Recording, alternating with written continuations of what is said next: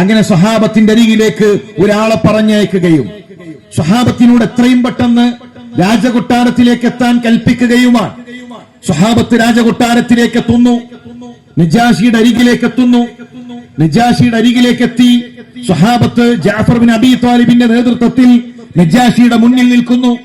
ഫഖാല ലഹും നജാഷി, നജാഷി അവരോട് ചോദിക്കുകയാണ്, മാ ഹാദ ദീനുൽ ലദീ ഖദ് ഫാറഖ്തും ഫീ ഖൗമകും വലം തദ്ഖുലു ഫീ ദീനി. നിങ്ങൾ ഏതൊരു മതമാണ് സ്വീകരിച്ചിട്ടുള്ളത്? നിങ്ങൾ ഏതൊരു ആദർശമാണ് സ്വീകരിച്ചിട്ടുള്ളത്? നിങ്ങളുടെ ജനതയുടെ ആദർശം ബഹുദൈവാരാധന നിങ്ങൾ സ്വീകരിക്കുന്നില്ലല്ലോ. നിങ്ങൾ വിഗ്രഹാരാധന സ്വീകരിക്കുന്നില്ലല്ലോ. മക്കക്കാർ ഇന്നുവരെ സ്വീകരിച്ചു വന്ന ആദർശങ്ങൾ നിങ്ങൾ സ്വീകരിക്കുന്നില്ലല്ലോ.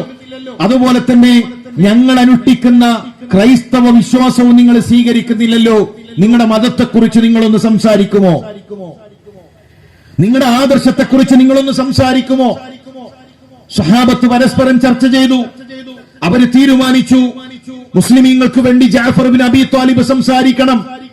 മഹാനായ ജഅഫർ ബിൻ അബീ ത്വാലിബ് അദ്ദേഹം നജാഷിയുടെ മുന്നിലേക്ക് വന്ന് ഇസ്ലാമിനെ പരിചയപ്പെടുത്താൻ തുടങ്ങി.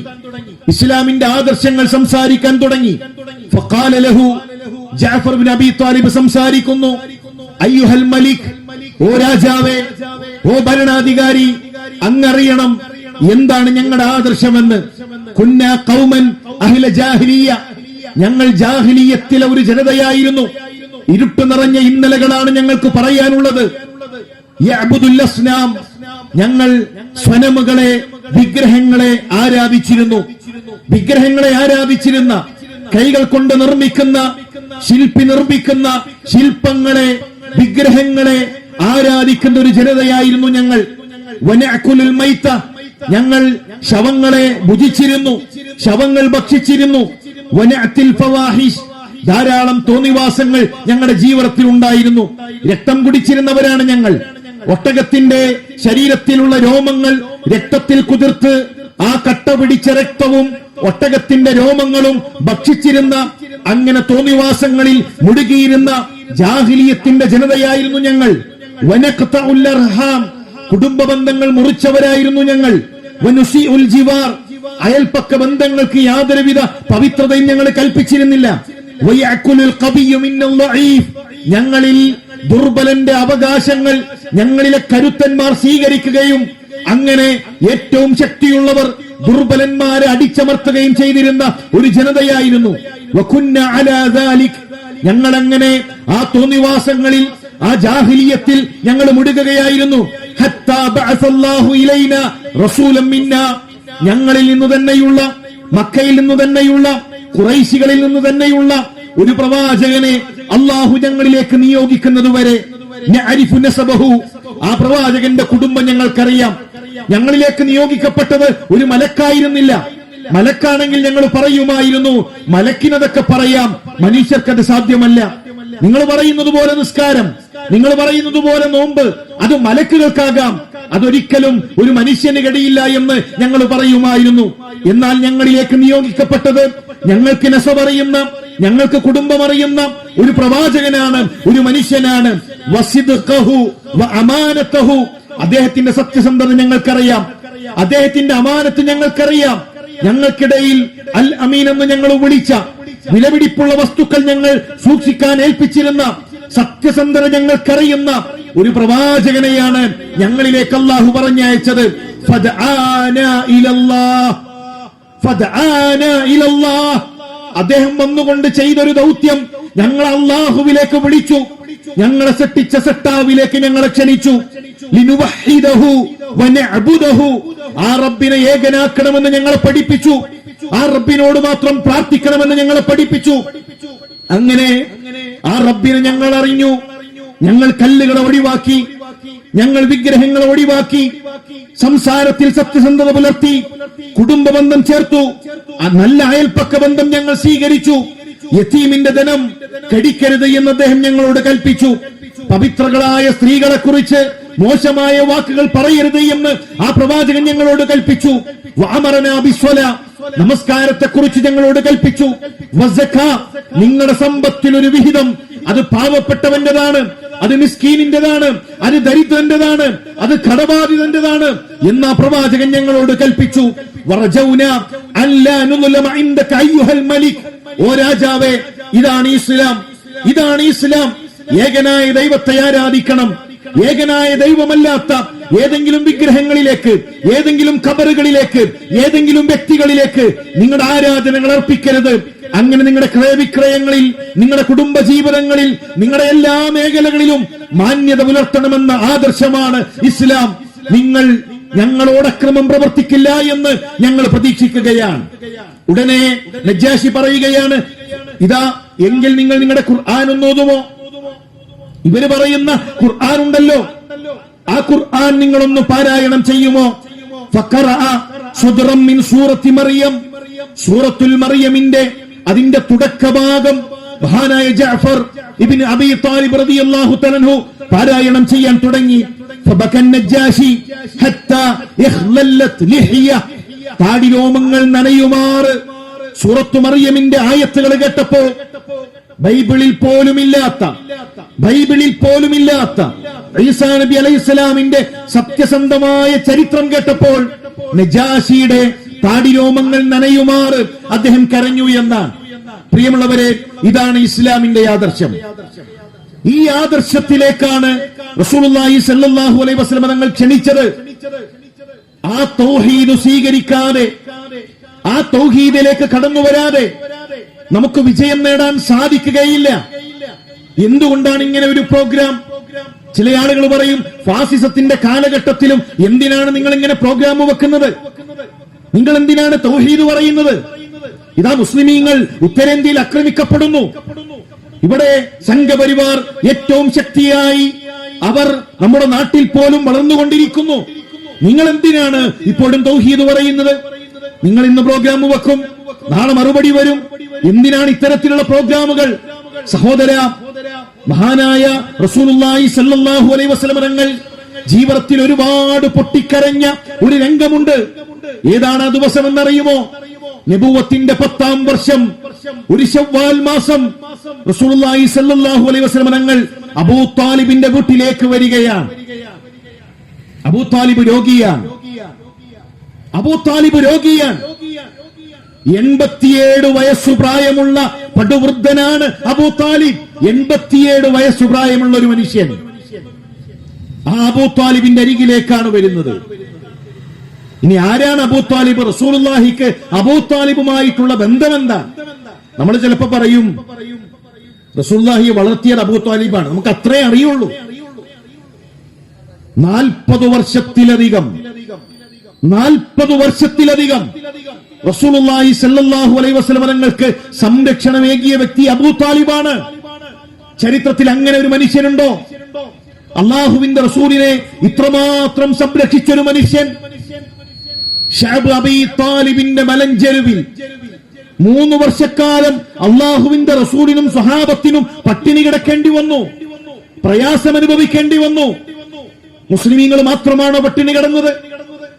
മുസ്ലിമീങ്ങൾ മാത്രമാണോ പ്രയാസപ്പെട്ടത്? ബനൂ ഹാശിമും ബനൂ അബ്ദുൽ മുത്തലിബും പ്രവാചകന്റെ കുടുംബം റസൂലുള്ളാഹിയുടെ കൂടെ ഉണ്ടായിരുന്നു 3 വർഷക്കാലം. ആ 3 വർഷക്കാലം പ്രവാചകന്റെ കൂടെ പട്ടിണി കിടന്നതിൽ അബൂ താലിബുണ്ട്. ശഅബ് അബീ താലിബിന്റെ മലഞ്ചെരുവിൽ വിശപ്പ് സഹിക്കാൻ കഴിയാതെ സ്വഹാബത്തിന്റെ കുട്ടികൾ പൈതാഹത്താൽ പൊട്ടിക്കരയുമ്പോൾ മക്കയിലെ മുശ്രിക്കീങ്ങൾ അവരുടെ അട്ടഹാസങ്ങൾ മക്കയിൽ മുടുകിയിരുന്നു എന്ന് ചരിത്രത്തിൽ നമുക്ക് കാണാൻ കഴിയും. അങ്ങനെ പ്രയാസം അനുഭവിച്ച ഇന്നലകൾ, വിശപ്പ് സഹിക്കാൻ കഴിയാതെ പച്ചിലകൾ കടിച്ച് ലോകത്തിന്റെ പ്രവാചകൻ ആടുമാടുകൾ കാഷ്ടിക്കുന്ന രൂപത്തിൽ പ്രവാചകന്റെ സാഹചര്യങ്ങൾ മാറിയെന്ന് ചരിത്രം പറയുമ്പോൾ ആ പട്ടിണിയിൽ അബൂ താലിബുണ്ട്. രാത്രി അബൂ താലിബ് വരുമെന്ന റസൂലുള്ളാഹിയുടെ വിരിപ്പിൽ തട്ടി വിളിക്കും, മുഹമ്മദ് അബൂ താലിബിന്റെ എന്റെ മക്കളുടെ വിരിപ്പിൽ ചെന്ന് കിടക്കണം. എന്നിട്ട് അലിയോട് പറയും, അലി മുഹമ്മദ് നബിയുടെ പ്രവാചകന്റെ വിരിപ്പിൽ കിടക്കുക. മുസ്ലിമാണോ അബൂ താലിബ്? അല്ലല്ലോ. സ്വന്തം മകന്റെ സ്ഥാനത്ത് പ്രവാചകനെ കിടത്തുകയും എന്തിനാണ്? ഒരുപക്ഷെ രാത്രിയിൽ ശത്രുക്കൾ വരാം, പ്രവാചകനെ തിരഞ്ഞുകൊണ്ട് അബൂലഹബെത്താം, പ്രവാചകനെ തിരഞ്ഞുകൊണ്ട് ഉത്ബയെത്താം, മക്കയിലെ മുശ്രിക്കീങ്ങളുടെ നേതാക്കന്മാരെത്താം, പ്രവാചകന്റെ തലയെറുക്കാൻ, പ്രവാചകന്റെ ശരീരം കൊത്തിമുറുക്കാൻ ഒരുപക്ഷെ ശത്രുക്കളെത്താം. ആ സമയത്തൊരിക്കലും എന്റെ മുഹമ്മദിനെ ശത്രുക്കളുടെ കൈകളിൽ ലഭിക്കരുത്. പകരം അലി, പകരം ഫളൽ, നിങ്ങൾ മക്കളെ പ്രവാചകന്റെ വിരിപ്പിൽ കിടക്കണേ, മുഹമ്മദ് നിങ്ങൾ എന്റെ മക്കളുടെ സ്ഥാനത്തു ചെന്ന് കിടക്കണമെന്ന് പറയുന്ന ഉരുപ്പയെ, അങ്ങനെ ഒരു നേതാവിനെ ചരിത്രത്തിൽ കാണാൻ കഴിയുമോ? അത്രമാത്രം റസൂലുള്ളാഹിയെ സ്നേഹിച്ച മനുഷ്യൻ മരണാസന്നമായി കിടക്കുമ്പോൾ 87ാമത്തെ വയസ്സിൽ ദഖല അലൈഹി നബിയു സല്ലല്ലാഹു അലൈഹി വസല്ലം, അല്ലാഹുവിന്റെ റസൂൽ അരികിലേക്ക് എത്തുകയാണ്. പ്രവാചകൻ അബൂ താലിബിനെ കാണാൻ എത്തുകയാണ്. റസൂലുള്ളാഹിയുടെ കണ്ണ് നനയുന്നുണ്ട്. എന്തേ കാരണം? ലാ ഇലാഹ ഇല്ലല്ലാഹ് പറയാതെ, അല്ലാഹുവല്ലാതെ ആരാധനക്കർഹനായി ഒരാളുമില്ല എന്ന് പ്രഖ്യാപിക്കാതെ സ്വർഗത്തിലെത്താൻ കഴിയില്ല. അല്ലാഹുവല്ലാത്തവരോട് വിളിച്ചു പ്രാർത്ഥിച്ചാൽ, അല്ലാഹുവല്ലാത്തവരോട് കൈകൾ നീട്ടി മരണപ്പെട്ടാൽ സ്വർഗം നഷ്ടപ്പെടും. അവർ പ്രാർത്ഥിച്ചത് ആരോടാണ്? ഇബ്രാഹിം നബിയോടാണ്, ഇസ്മായിൽ നബിയോടാണ്, ലാത്തയോടാണ്, ഉസ്സയോടാണ്, ഔലിയാക്കളാണ്. റസൂലുള്ളാഹി സ്വല്ലല്ലാഹു അലൈഹി വസല്ലം തങ്ങൾ വരുമ്പോൾ വഇൻദഹു അബൂ ജഹൽ വഅബ്ദുല്ലാഹി ഇബ്നു അബീ ഉമയ്യ, മക്കയിലെ പ്രമാണിമാർ, മക്കയിലെ നേതാക്കന്മാർ അബൂ താലിബിന്റെ അരികിലുണ്ട്. അബൂലഹബുണ്ട്, അബൂജഹലുമുണ്ട്, ഉത്ബയുണ്ട്, പ്രമാണിമാരുണ്ട്. റസൂലുള്ളാഹി സ്വല്ലല്ലാഹു അലൈഹി വസല്ലം പ്രിയപ്പെട്ട മൂത്താപ്പയുടെ അരികിലിരിക്കുന്നു, തലയുടെ തൊട്ടലിൽ അരികിലിരിക്കുന്നു. ഗുണകാംക്ഷ കൊണ്ട് കണ്ണ് നനയുന്നുണ്ട്. റസൂലുള്ളാഹി പറയുന്നു, ഐ അമ്മി ഖുൽ ലാ ഇലാഹ ഇല്ലല്ലാഹ്, എന്റെ പ്രിയപ്പെട്ട മൂത്താപ്പ ഒന്ന് ലാ ഇലാഹ ഇല്ലല്ലാഹ് പറയണേ. കലിമത്തൻ അശ്ഹദു ലക ബിഹാ ഇൻദല്ലാഹ്, ഒന്ന് ലാ ഇലാഹ ഇല്ലല്ലാഹ് പറഞ്ഞാൽ അല്ലാഹുവിന്റെ കോടതിയിൽ ഈ മുഹമ്മദ് അങ്ങേക്കു വേണ്ടി സംസാരിക്കാം. ആ ലാ ഇലാഹ ഇല്ലല്ലാഹ് പ്രഖ്യാപിക്കാതെ, എന്റെ ആരാധനകൾ അല്ലാഹുവിന് മാത്രമെന്ന് പറയാതെ മുഹമ്മദിന് നാളെ പരലോകത്തൊന്നും ചെയ്യാൻ കഴിയില്ല. വല്ലാത്ത വൈകാരികമായൊരു രംഗമാണ്. 6ാമത്തെ വയസ്സിൽ ഉപ്പ മരണപ്പെട്ടൊരു കുട്ടി, ഉമ്മയുടെ ഗർഭപാത്രത്തിൽ കഴിയുമ്പോൾ ഉപ്പ മരണപ്പെട്ടൊരു യതീം. ആ യതീമിന്റെ ഏറ്റവും തീവ്രതയിൽ കഴിഞ്ഞ ഒരു കുട്ടി, ആ കുട്ടിക്ക് താങ്ങായ അബൂ താലിബ്. മക്കയിലെ മുശ്രിക്കീങ്ങൾ തലയെറുക്കാൻ വാളെടുത്തു വന്നപ്പോൾ അവരുടെ മുന്നിൽ വന്ന് എന്റെ മുഹമ്മദാണ്, ഞാൻ സംരക്ഷിക്കുമെന്ന് പറഞ്ഞ അബൂ താലിബ്, സ്വന്തം മക്കളെക്കാൾ സ്നേഹിച്ച അബൂ താലിബ് മരണാസന്നമായി കിടക്കുന്ന സമയത്ത് തൗഹീദില്ലല്ലോ, ലാ ഇലാഹ ഇല്ലല്ലാഹ് ഇല്ലല്ലോ എന്ന സങ്കടം കൊണ്ട് റസൂലുള്ളാഹിയുടെ കണ്ണ് നനയുന്നു. അബൂജഹലിന്റെ ചോദ്യം, മുശ്രിക്കീങ്ങളുടെ നേതാവിന്റെ ചോദ്യം, അതർഗബു അൻ മില്ലത്തി അബ്ദുൽ മുത്തലിബ്, അബൂ താലിബേ അബ്ദുൽ മുത്തലിബിന്റെ മതം വിട്ടേച്ചു പോവുകയാണോ? കാക്കകാരണവന്മാരുടെ ദീന് വിട്ടുപോവാണോ? നമ്മുടെ നാട്ടിൽ ബഹുഭൂരിപക്ഷവും ചെയ്യുന്ന അബൂ താലിബേ, നിന്റെ ഉപ്പ, ഉപ്പാന്റെ ഉപ്പ, അവരൊക്കെ സ്വീകരിച്ച ആദർശം വിട്ട് പുത്തൻവാദിയാവാണോ? പുതിയൊരാദർശം സ്വീകരിക്കുകയാണോ? ഇതാണ് ഏത് കാലഘട്ടത്തിലും ആളുകളുടെ പ്രയാസം. കാക്കകാരണവന്മാരുടെ മതം വിട്ടുപോകുന്നു, ബഹുഭൂരിപക്ഷത്തിന്റെ ആദർശം വിട്ടുപോകുന്നു, പുത്തൻവാദിയാകുന്നു, പുതിയൊരാദർശം സ്വീകരിക്കുന്നു. അബൂജഹലിന്റെ ചോദ്യം, അതർഗബു അൻ മില്ലത്തി അബ്ദുൽ മുത്തലിബ്, അബ്ദുൽ മുത്തലിബിന്റെ മതം വിട്ടുപോവുകയാണോ? റസൂലുള്ളാഹി സ്വല്ലല്ലാഹു അലൈഹി വസല്ലം തങ്ങൾ ആവർത്തിച്ചു പറഞ്ഞുകൊണ്ടേയിരുന്നു, വീണ്ടും വീണ്ടും ലാ ഇലാഹ ഇല്ലല്ലാഹ് എന്ന് പറഞ്ഞുകൊണ്ടേയിരുന്നു. പക്ഷേ അവസാനം അബൂ താലിബ് പറഞ്ഞു, അലാ മില്ലത്തി അബ്ദുൽ മുത്തലിബ്, ഞാനിതാ അബ്ദുൽ മുത്തലിബിന്റെ കാക്കകാരണവന്മാരുടെ ആദർശത്തിൽ ഞാൻ മരണപ്പെടുകയാണ്. പ്രിയമുള്ള സഹോദര, തൗഹീദ് മനസ്സിലാക്കിയാൽ, സത്യം മനസ്സിലാക്കിയാൽ ബഹുഭൂരിപക്ഷം നമുക്ക് തടസ്സമാകരുത്. ചില ആളുകൾ പറയും ഞങ്ങൾക്കറിയാം തൗഹീദാണ് സത്യം, പക്ഷേ ബഹുഭൂരിപക്ഷം ഇങ്ങനെയല്ലേ, മഹൽ ഇങ്ങനെയല്ലേ, നാട്ടിലെ പ്രധാന പള്ളി ഇങ്ങനെയല്ലേ, ഉപ്പ ഇങ്ങനെയല്ലേ, ഉപ്പാന്റെ ഉപ്പ ഇങ്ങനെയല്ലേ. അറിഞ്ഞിട്ട് കാര്യമില്ല കൂട്ടരെ. അബൂ താലിബിന് അറിയാമായിരുന്നു ഇസ്ലാമാണ് സത്യമെന്ന്. വലഖദ് അലിംതു ബിഅന്ന ദീന മുഹമ്മദിൻ മിൻ കുല്ലി അദിയാനിൽ ബരിയത്തി ദീനാ ലൗലൽ മലാമത്തു ഔ ഖസാരി മസബ്ബത്തിൻ ലവജത്തനി സംഹം ബിദാക മുബീനാ. വലഖദ് അലിംതു മുഹമ്മദേ എനിക്കറിയാം ബിഅന്ന ദീന മുഹമ്മദിൻ നിന്റെ ദീനാണ് സത്യം, ഇസ്ലാമാണ് സത്യം. ഇബ്രാഹിം നബിയോട് പ്രാർത്ഥിക്കരുത്, ഇസ്മായിൽ നബിയോട് പ്രാർത്ഥിക്കരുത്, പടച്ചോനോടാണ് ചോദിക്കേണ്ടത്. ആ ഇസ്ലാമാണ് സത്യം. പക്ഷേ പരിഹാസങ്ങൾ ഉണ്ടാകും, ആക്ഷേപങ്ങൾ ഉണ്ടാകും, ഒറ്റപ്പെടുത്തലുകൾ ഉണ്ടാകും, ഊരുവിലക്കുകൾ ഉണ്ടാകും. ആ പരിഹാസങ്ങളില്ലായിരുന്നുവെങ്കിൽ ലവജത്തനി സംഹം ബിദാക മുബീന നിന്റെ ദീനിൽ മുഹമ്മദേ എന്നെ കാണാമായിരുന്നു. സഹോദര, ആ തൗഹീദ് നമ്മൾ പ്രഖ്യാപിക്കണം. ആ തൗഹീദ് സ്വീകരിക്കാതെ സ്വർഗത്തിലെത്താൻ കഴിയില്ല. ഇത് എത്തിച്ചു കൊടുക്കാനാണ് ഈ പ്രോഗ്രാം. ഒരാൾക്കും ഹിദായത്ത് കൈമാറാൻ കഴിയില്ല. റസൂലുള്ളാഹി സ്വല്ലല്ലാഹു അലൈഹി വസല്ലം തങ്ങൾ അബൂ താലിബ് വഫാത്തായപ്പോൾ പറഞ്ഞു, വല്ലാഹി അല്ലാഹു തന്നെയാണ് സത്യം, ലഅസ്തഗ്ഫിറന്ന ലക മാ ലം ഉൻഹ അൻഹു. മുത്തഫ നിങ്ങൾക്ക് വേണ്ടി ഞാൻ അല്ലാഹുവിനോട് ഇസ്തിഗ്ഫാറിനെ ചോദിക്കും. പടച്ചോനെ എന്റെ മൂത്താപ്പാക്ക് പുറത്തു കൊടുക്കണേ, അല്ലാഹുവിനോട് ഞാൻ ചോദിക്കും, അല്ലാഹ് വിരോധിക്കുന്നത് വരെ. എന്തുണ്ടായത്? അല്ലാഹു ആയത്തിറക്കി.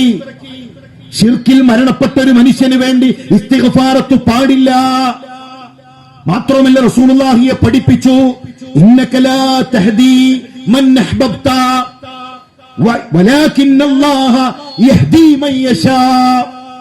മുഹമ്മദേ നീ ഉദ്ദേശിക്കുന്നവരെ ഹിദായത്തിലാക്കാൻ, നീ ഉദ്ദേശിക്കുന്നവരെ സ്വർഗത്തിന്റെ വഴിയിലാക്കാൻ നിനക്ക് കഴിയുകയില്ല. തീർച്ചയായും അല്ലാഹുവാണ് അവൻ ഉദ്ദേശിക്കുന്നവർക്ക് സന്മാർഗം നൽകുന്നത്. അബൂ താലിബിന്റെ ഹിദായത്ത് നഷ്ടപ്പെട്ടു. എന്താ റസൂലുള്ളാഹി സ്വല്ലല്ലാഹു അലൈഹി വസല്ലം പറഞ്ഞത്? അഹ്വനു അഹ്ലിന്നാരി അദാബൻ അബൂ താലിബ് വഹുവ മുൻതഇലുൻ ബിനഅലൈൻ യഅലി മിൻഹുമാ ദിമാഉഹു.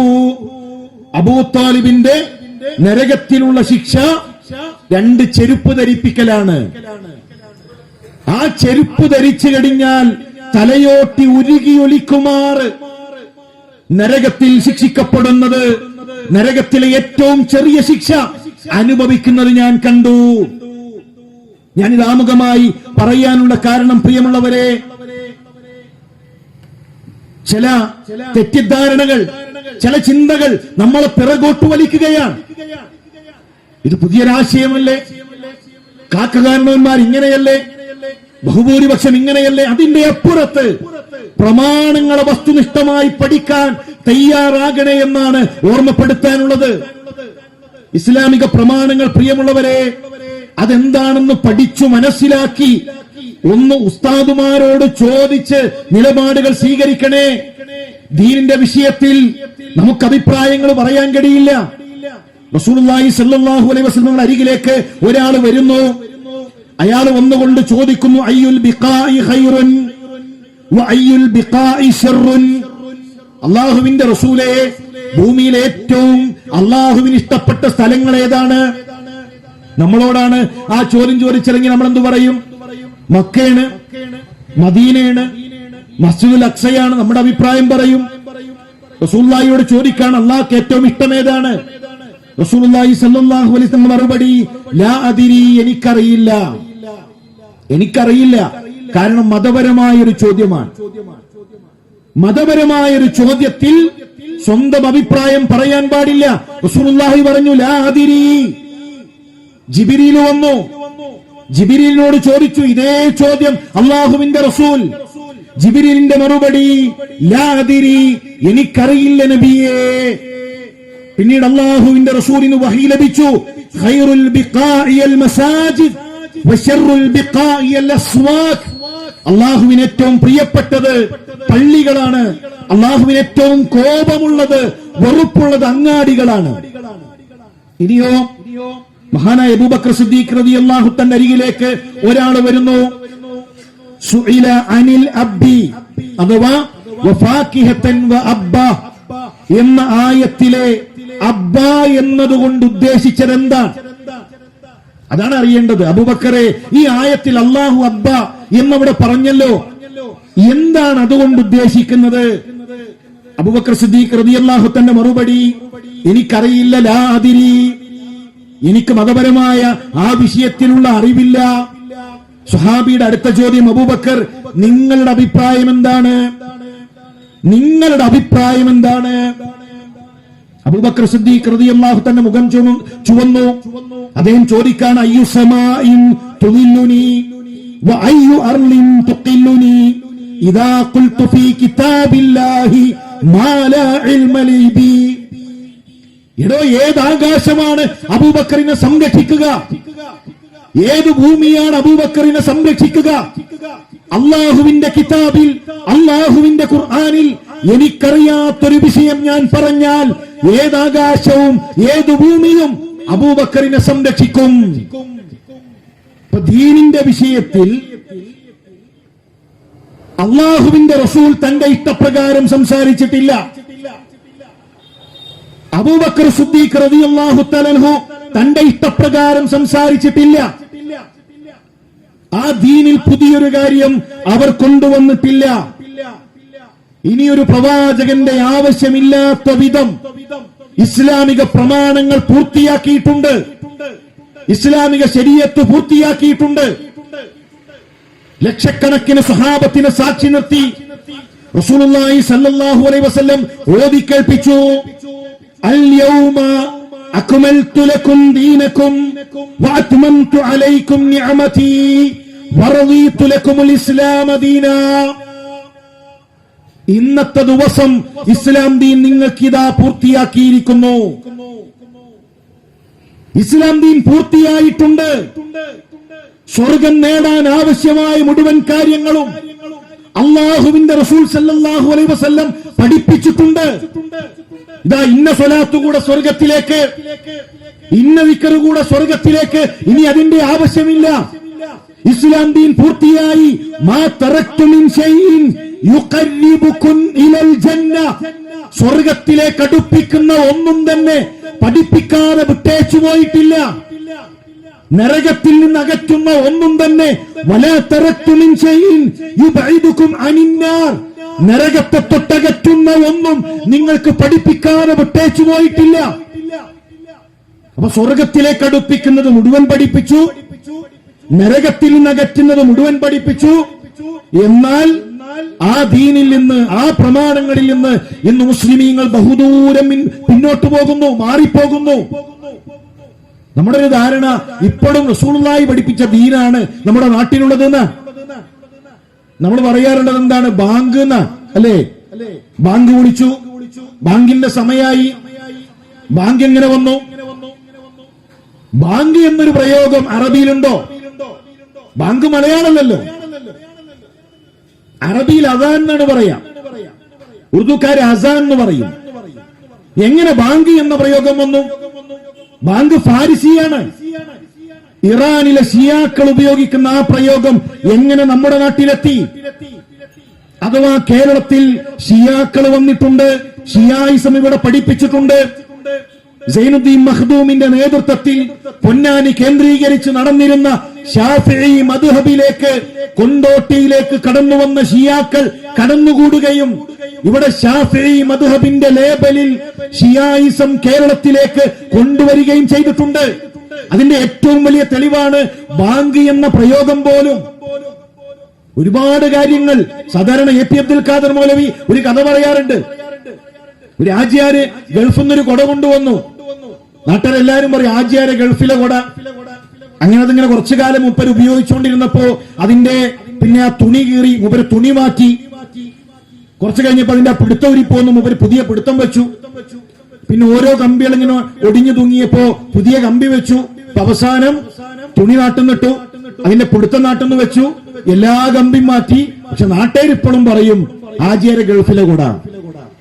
അതുപോലെയാണ് നമ്മുടെ നാട്ടിലെ അഹ്ലുസുന്നത്തി വൽ ജമാഅ. അതിലെ എല്ലാ സുന്നത്തുകളും നഷ്ടപ്പെടുത്തുന്നു. റസൂലുള്ളാഹി സ്വല്ലല്ലാഹു അലൈഹി വസല്ലം തങ്ങൾ പഠിപ്പിച്ചതിൽ നിന്ന് ബഹുദൂരം മാറിപ്പോകുന്നു. എന്നിട്ട് ഇപ്പോഴും നമ്മൾ പറയാണ് നമ്മൾ സുന്നത്തിലാണ്, നമ്മൾ സുന്നികളാണ്, നമ്മൾ അഹ്ലു സുന്നത്താണ്. കൂട്ടരെ, ഓരോ കാര്യങ്ങളും നമ്മൾ ചർച്ച ചെയ്തു പോകാം. എവിടെയാണ് നമ്മുടെ സുന്നത്തുള്ളത്? എവിടെയാണ് പ്രമാണങ്ങളുള്ളത്? മഹാനായ അബൂദർദ റളിയല്ലാഹു തആല അൻഹുവിനെ കാണാൻ ഒരു വ്യക്തി വരികയാണ്. അബൂദർദ അവസാന കാലഘട്ടത്തിൽ വഫാത്തായ സ്വഹാബിയാണ്. അദ്ദേഹം വന്നിട്ട് ചോദിക്കാണ്, അബൂദർദ, അള്ളാഹുവിന്റെ റസൂല് വിലക്കിയ വല്ലതും ഞങ്ങളിലുണ്ടോ? എന്താ ചോദ്യം? അള്ളാന്റെ റസൂല് വിലക്കിയ വല്ലതുണ്ടോ? നബി പാടില്ല എന്ന് പറഞ്ഞത് ഞങ്ങളിലുണ്ടോ? അബൂദർദാന്റെ തിരിച്ചുള്ള ചോദ്യം, അള്ളാഹുവിന്റെ റസൂല് പഠിപ്പിച്ചതിൽ എന്താണോ നിങ്ങളുടെ കൂടെയുള്ളത്? വിലക്കിയതല്ല, റസൂലുള്ളാഹി പഠിപ്പിച്ചതിൽ എന്താണ് നിങ്ങളുടെ കൂടെയുള്ളത്? മഹാനായ ഇമാം സുഹരി അദ്ദേഹം പറയുന്നു, ദഖൽതു അലാ അനസ് ബിൻ മാലിക് ബിദിമശ്. അനസ് ബിൻ മാലിക് റസൂലുള്ളാഹിയുടെ ഖാദിമാൻ, 10 കൊല്ലക്കാലം പ്രവാചകന്റെ കൂടെ ജീവിച്ച, റസൂലുള്ളാഹിക്ക് ഖിദ്മത്ത് ചെയ്ത സ്വഹാബി. അവസാന കാലഘട്ടത്തിൽ ദിമശ്കിൽ കഴിയുമ്പോൾ ഇമാം സുഹരി ചോദിക്കുകയാണ്, അനസ് ബിൻ മാലിക് കരയുന്നത് കണ്ടപ്പോൾ, മാ യുബ്കി, അനസേ എന്താണ് നിങ്ങളെ കരയിപ്പിക്കുന്നത്? അനസ് ബിൻ മാലിക് എന്താണ് കരയാനുള്ള കാരണം? എന്താ സ്വഹാബിയുടെ മറുപടി? ലാ അരിഫു ശൈഅൻ മിമ്മാ അദ്റക്തു ഇല്ലാ ഹാദിഹി സ്വലാ. റസൂലുള്ളാഹിയുടെ കാലഘട്ടത്തിലെ നമസ്കാരമല്ലാതെ ഒന്നും ഞാൻ നിങ്ങളിൽ കാണുന്നില്ലല്ലോ. ഇന്ന് ബാക്കിയുള്ളത് നിസ്കാരം മാത്രമാണ്. ബാങ്ക് വിളിച്ചാ പള്ളി പോയി നിസ്കരിക്കുന്നു എന്നല്ലാതെ റസൂലുള്ളാഹി പഠിപ്പിച്ച ദീൻ കൂട്ടരെ നിങ്ങളിൽ കാണുന്നില്ലല്ലോ. ആ നമസ്കാരം തന്നെ ദുർബലമായിരിക്കുന്നു. എങ്കിൽ പ്രിയമുള്ളവരെ, നമ്മൾ പ്രമാണങ്ങളിലേക്ക് മടങ്ങണം. തറക്തു ഫീക്കും ശൈഅൻ, 2 കാര്യങ്ങൾ നിങ്ങൾക്ക് വിട്ടേച്ചു പോകുന്നു.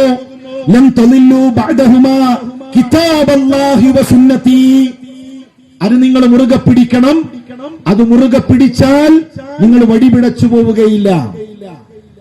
ഏതെങ്കിലും സംഘടനയാണോ? നിങ്ങൾ മുജാഹിദുകളുടെ കൂടെ നിൽക്കണമെന്നാണോ? സുന്നികളുടെ കൂടെ നിൽക്കണമെന്നാണോ? തബ്ലീഗിന്റെ കൂടെ നിൽക്കണമെന്നാണോ? അല്ലല്ലോ. കിതാബല്ലാഹ്, അല്ലാഹുവിന്റെ കിതാബിന്റെ കൂടെ, റസൂലുള്ളാഹിയുടെ സുന്നത്തിന്റെ കൂടെ, ആ പ്രമാണങ്ങളുടെ കൂടെ നിങ്ങൾ നിൽക്കണേ. ഇനി ആ പ്രമാണം എങ്ങനെ മനസ്സിലാക്കണം? എല്ലാരും പറയുന്നത് ഞങ്ങളിതാ ഓടുന്നത് ഖുർആനാണ്, ഞങ്ങൾ വിളിക്കുന്നത് ഖുർആനിലേക്കാണ്, ഞങ്ങൾ വിളിക്കുന്നത് സുന്നത്തിലേക്കാണ്. പണ്ട് ഒരു കുട്ടിനെ അധ്യാപകൻ അടിച്ചു. പോന് വീട്ടിലേക്ക് വന്നിട്ട് പറഞ്ഞു, ഉസ്താദ് ഇന്നെ പട്ടി കൊണ്ടടിച്ചു. ആകെ പ്രശ്നമായി. വെള്ളിപ്പൊക്കെ ബെൽറ്റൊക്കെ കൂടിയിട്ട് പട്ടി കൊണ്ടടിക്കും. എന്നാ പിന്നെ ചോദിച്ചിട്ടെന്നെ ബാക്കി കാര്യം. വാപ്പിം പറഞ്ഞു, വടി കൊണ്ടുള്ള അടിയൊക്കെ അതൊക്കെ നമുക്കും കിട്ടിയിട്ടുണ്ട്, പട്ടി കൊണ്ടടിച്ചാൽ അത് ഗൗരവമുള്ള വിഷയമാണ്. അങ്ങനെ വെല്ലിപ്പിയും ബാപ്പിയും എല്ലാരും കൂടി പട്ടികയൊക്കെ എടുത്തിട്ട് മദ്രസയ്ക്ക് നടക്കാൻ. അവിടെ ചെന്നപ്പോഴാണ് അറിഞ്ഞത് ഹാജർ പട്ടി കൊണ്ടാണ് അടിച്ചിട്ടുള്ളത്. അടിച്ചിട്ടുള്ളത് എന്തുകൊണ്ടാണ്? ഹാജർ പട്ടി കൊണ്ടാണ്. പക്ഷെ അത് അറിയാതെ കേട്ടോരെന്ത് കരുതി? ഉസ്താദ് പട്ടി കൊണ്ട് അടിച്ചു എന്നാണ് കരുതിയത്. ഞങ്ങൾക്ക് പറയാനുള്ള കാരണം, ഒരു സംഗതി കണ്ട ആളുകൾ, അത് നേരിട്ട് അറിഞ്ഞ ആളുകൾ, അവർക്കതിന്റെ വസ്തുതയറിയാം. അത് കേട്ടോർത്തുനിന്ന് കേട്ടാലോ എന്താണ് അവിടെ സംഭവിച്ചറിയെന്നറിയില്ല. റസൂലുള്ളാഹി സ്വല്ലല്ലാഹു അലൈഹി വസല്ലം തങ്ങളുടെ ഹദീസ് ആദ്യമായി കേട്ടത് സ്വഹാബത്താണ്. ആ സ്വഹാബത്ത് ആ കാര്യം എങ്ങനെ മനസ്സിലാക്കി? അങ്ങനെ മനസ്സിലാക്കണം. ഖുർആനിൽ സൂറത്തു കാലിക്കൂത്ത് എന്ന് പറഞ്ഞൊരു സൂറത്തില്ലല്ലോ, സൂറത്തു മലൈബാർ എന്ന് പറഞ്ഞിട്ടൊരു സൂറത്തില്ലല്ലോ. മക്കി മദനിയല്ലേ ഉള്ളൂ. മക്കയിലും മദീനയിലുമാണ് സൂറത്തുകൾ. അത് ആദ്യമായി കേട്ടത് സ്വഹാബത്താണ്. ആ സ്വഹാബത്ത് എങ്ങനെ പ്രമാണങ്ങൾ മനസ്സിലാക്കി? ആ ഒന്നാമത്തെ ഓഡിയൻസ് മനസ്സിലാക്കിയതുപോലെ ഏത് വിഷയങ്ങളും നമ്മൾ മനസ്സിലാക്കിയാൽ അവിടെ പ്രശ്നങ്ങൾ തീർന്നു. ഇനി സഹോദര, എന്റെ ശബ്ദം അകലെ നിന്ന് കേൾക്കുന്ന മുസ്ലിം സഹോദര, ഇസ്ലാമിക പ്രമാണങ്ങളിലെ ഓരോ വിഷയങ്ങളും നമുക്കൊന്ന് പഠിച്ചു പോകണം. നമ്മുടെ നാട്ടിൽ ഏറ്റവും അധികം അനാചാരങ്ങൾ നടക്കുന്നത് ഖബറുമായി ബന്ധപ്പെട്ടുകൊണ്ടാണ്. നമ്മുടെ നാട്ടിൽ ഇതാ തൊട്ടരികിൽ പോലും കെട്ടിയുയർത്തിയ മക്കാമുണ്ടല്ലോ, ഖബറുണ്ടല്ലോ, ജാരമുണ്ടല്ലോ.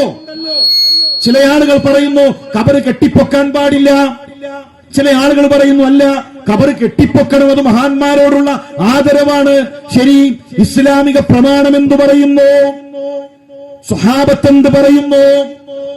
ലോകത്തിൽ നിന്ന് വിട പറയുന്ന അവസാനത്തെ നിമിഷം അല്ലാഹുവിന്റെ റസൂൽ സല്ലല്ലാഹു അലൈഹി വസല്ലം തങ്ങൾ ഉറക്കെ പറയുന്നുണ്ട്, ലാ ഇലാഹ ഇല്ലല്ലാഹ് ഇന്നലിൽ മൗതി സഖറാത്ത്. ആയിഷ, മരണത്തിനു വല്ലാത്തൊരു വേദനയുണ്ട്. ഒരു വെള്ളത്തിൽ കൈമുക്കി നെറ്റിയിൽ ഇങ്ങനെ പതുക്കെ തടവിക്കൊണ്ടിരിക്കുന്നു. പ്രവാചകന്റെ ചുണ്ട് മന്ത്രിച്ചുകൊണ്ടിരിക്കുമ്പോ നമ്മുടെ ഉമ്മ ആ ചുണ്ടിലേക്ക് കാത് ചേർത്ത് വെക്കുകയാണ്. എന്താണ് പ്രവാചകൻ പറയുന്നത് എന്നറിയാൻ. എന്താ റസൂലുള്ളാഹി പറയുന്നത്? അല്ലാഹുമ്മ ലാ തജ്അൽ ഖബരി വസനൻ യുഅബദ്. അല്ലാഹുവേ, എന്റെ ഖബറിനെ ആരാധിക്കപ്പെടുന്ന കേന്ദ്രമാക്കല്ലേ. വസൻ, വിഗ്രഹം, എന്റെ ഖബറിനെ വിഗ്രഹമാക്കല്ലേ. ഒരു ഖബർ ആരാധിക്കപ്പെട്ടാൽ അത് വസനാണ്. ഒരു ഖബറിന്റെ മുന്നിൽ ചെന്ന് കൈകൾ നീട്ടിയാൽ അത് വിഗ്രഹമാണ്. ഒരു ഖബറിന്റെ മുന്നിൽ ചെന്ന് പൂക്കൾ അർപ്പിച്ചാൽ, ഒരു ഖബറിന്റെ മുന്നിൽ ചെന്ന് ആരാധനകൾ അർപ്പിച്ചാൽ അത് വിഗ്രഹമാണ്. റസൂലുള്ളാഹി, എത്ര ഗൗരവമുള്ള വിഷയം. ഇനി ആ ഖബർ എങ്ങനെയായിരുന്നു? റസൂലുള്ളാഹി സ്വല്ലല്ലാഹു അലൈഹി വസല്ലം തങ്ങളുടെ ഖബർ എങ്ങനെയായിരുന്നു? കെട്ടിയുയർത്തിയിരുന്നോ? ഇൻഷാ അല്ലാഹ് നമ്മൾ അതിലേക്ക് വരും. നമ്മുടെ നാട്ടിൽ ഖബറുമായി ബന്ധപ്പെട്ടുകൊണ്ട് എത്രയെത്ര ആചാരങ്ങളാണ്. ഖബർ വരുമാന മാർഗമാക്കുന്നു. ഖബറിന്റെ പേരിൽ ചന്ദനക്കുടം ഖബർ ലേലം ചെയ്യുന്നു. ഭീമാപ്പള്ളി മഖാം കോടികൾക്കാണ് ലേലം ചെയ്തത്. വടിയോരത്ത് ഉദ്യോഗസ്ഥരെ നിർത്തി, തൊഴിലാളികളെ നിർത്തി ഖബറിലേക്കെറിയുന്ന പണം സ്വീകരിക്കാൻ നിൽക്കുന്ന അവസ്ഥയിലേക്ക് ഈ സമുദായം എത്തി നിൽക്കുമ്പോൾ ഇസ്ലാമിക പ്രമാണം എന്ത് പറയുന്നു? റസൂലുള്ളാഹി സ്വല്ലല്ലാഹു അലൈഹി വസല്ലം നിങ്ങളുടെ ഖബർ നമ്മുടെ ഉമ്മയുടെ വീട്ടിലാണ്. ആയിഷ റളിയല്ലാഹു തആലയുടെ റൂമിലാണ്. ആ റൂമിൽ ഖബറിന്റെയും ആ റൂമിന്റെ ഇടയിൽ ഒരു തുണിയുണ്ട്, ഒരു മറയുണ്ട്. തുണിയുടെ ഒരു ഭാഗത്താണ് അല്ലാഹുവിന്റെ റസൂലിന്റെ ഖബർ, അബൂബക്കർ സിദ്ദീഖിന്റെ ഖബർ, ഉമർ ഖത്താബിന്റെ ഖബർ. അതിന്റെ മറുഭാഗത്താണ് നമ്മുടെ ഉമ്മ ഉറങ്ങുന്നത്. അവിടെയാണ് അവർ ഭക്ഷണം ഒരുക്കുന്നത്, അവരുടെ കിടത്തം അവിടെയാണ്, എല്ലാം അവിടെയാണ്. റസൂലുള്ളാഹി സ്വല്ലല്ലാഹു അലൈഹി വസല്ലം തങ്ങളുടെ വഫാത്തിന്റെ ശേഷം നമ്മുടെ ഉമ്മയുടെ ചിലവേറ്റെടുത്തത് അബ്ദുറഹ്മാൻ ഇബ്നു ഔഫാണ്. ആയിഷ റളിയല്ലാഹു തആല പറഞ്ഞു, അബ്ദുറഹ്മാൻ, എന്തിനാണ് നിന്റെ പണം? അബ്ദുറഹ്മാനെ, എന്തിനാണ് നിന്റെ പണം? ഒരു സ്വലാത്ത് പോരെ? ആഴ്ചയിൽ വ്യാഴാഴ്ച ഒരു സ്വലാത്ത് വെച്ചാൽ ജീവിക്കാനുള്ളത് കിട്ടൂലേ?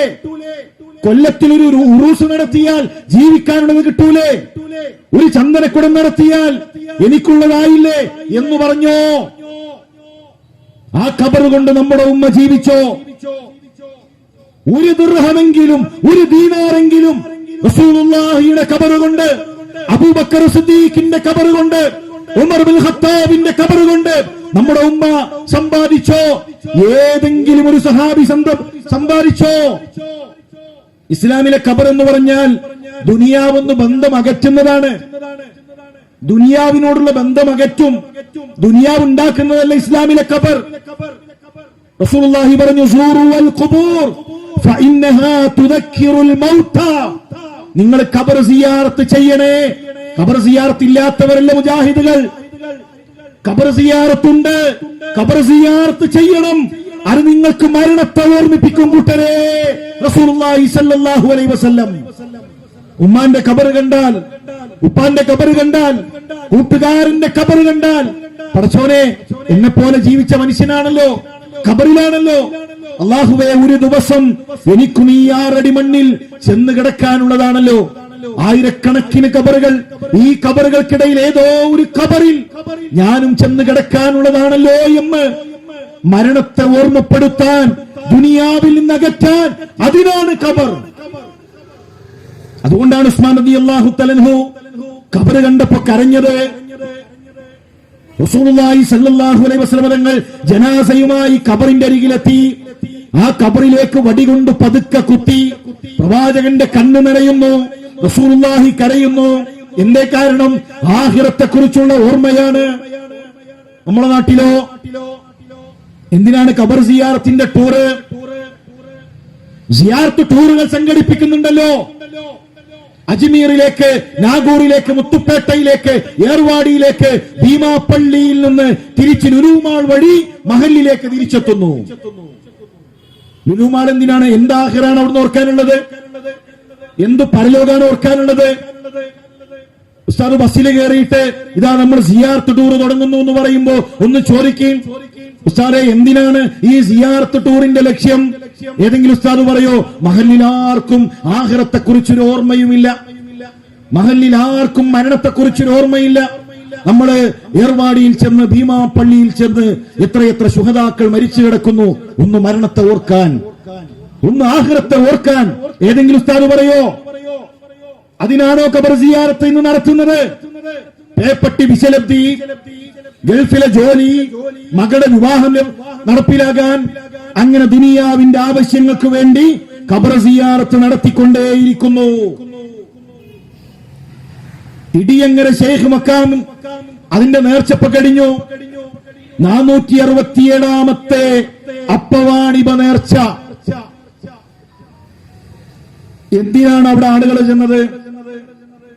അപ്പവാണിപ നേർച്ചയുടെ പ്രത്യേകത പറയാണ്, നിങ്ങൾക്ക് കുടലുമായി ബന്ധപ്പെട്ട പ്രശ്നങ്ങളുണ്ടോ എങ്കിൽ ഇടിയങ്ങര ശൈഖിന്റെ മക്കാമിലേക്ക് കുടലപ്പം നേർച്ചയാക്കുക. കുടലപ്പം കൊണ്ടുപോകണം. റസൂലുള്ളാഹിയുടെ പള്ളിയിൽ ഉമർ റളിയല്ലാഹു തആല അൻഹുവിന്റെ വയറ്റിൽ 6ഓളം കുത്തേറ്റു.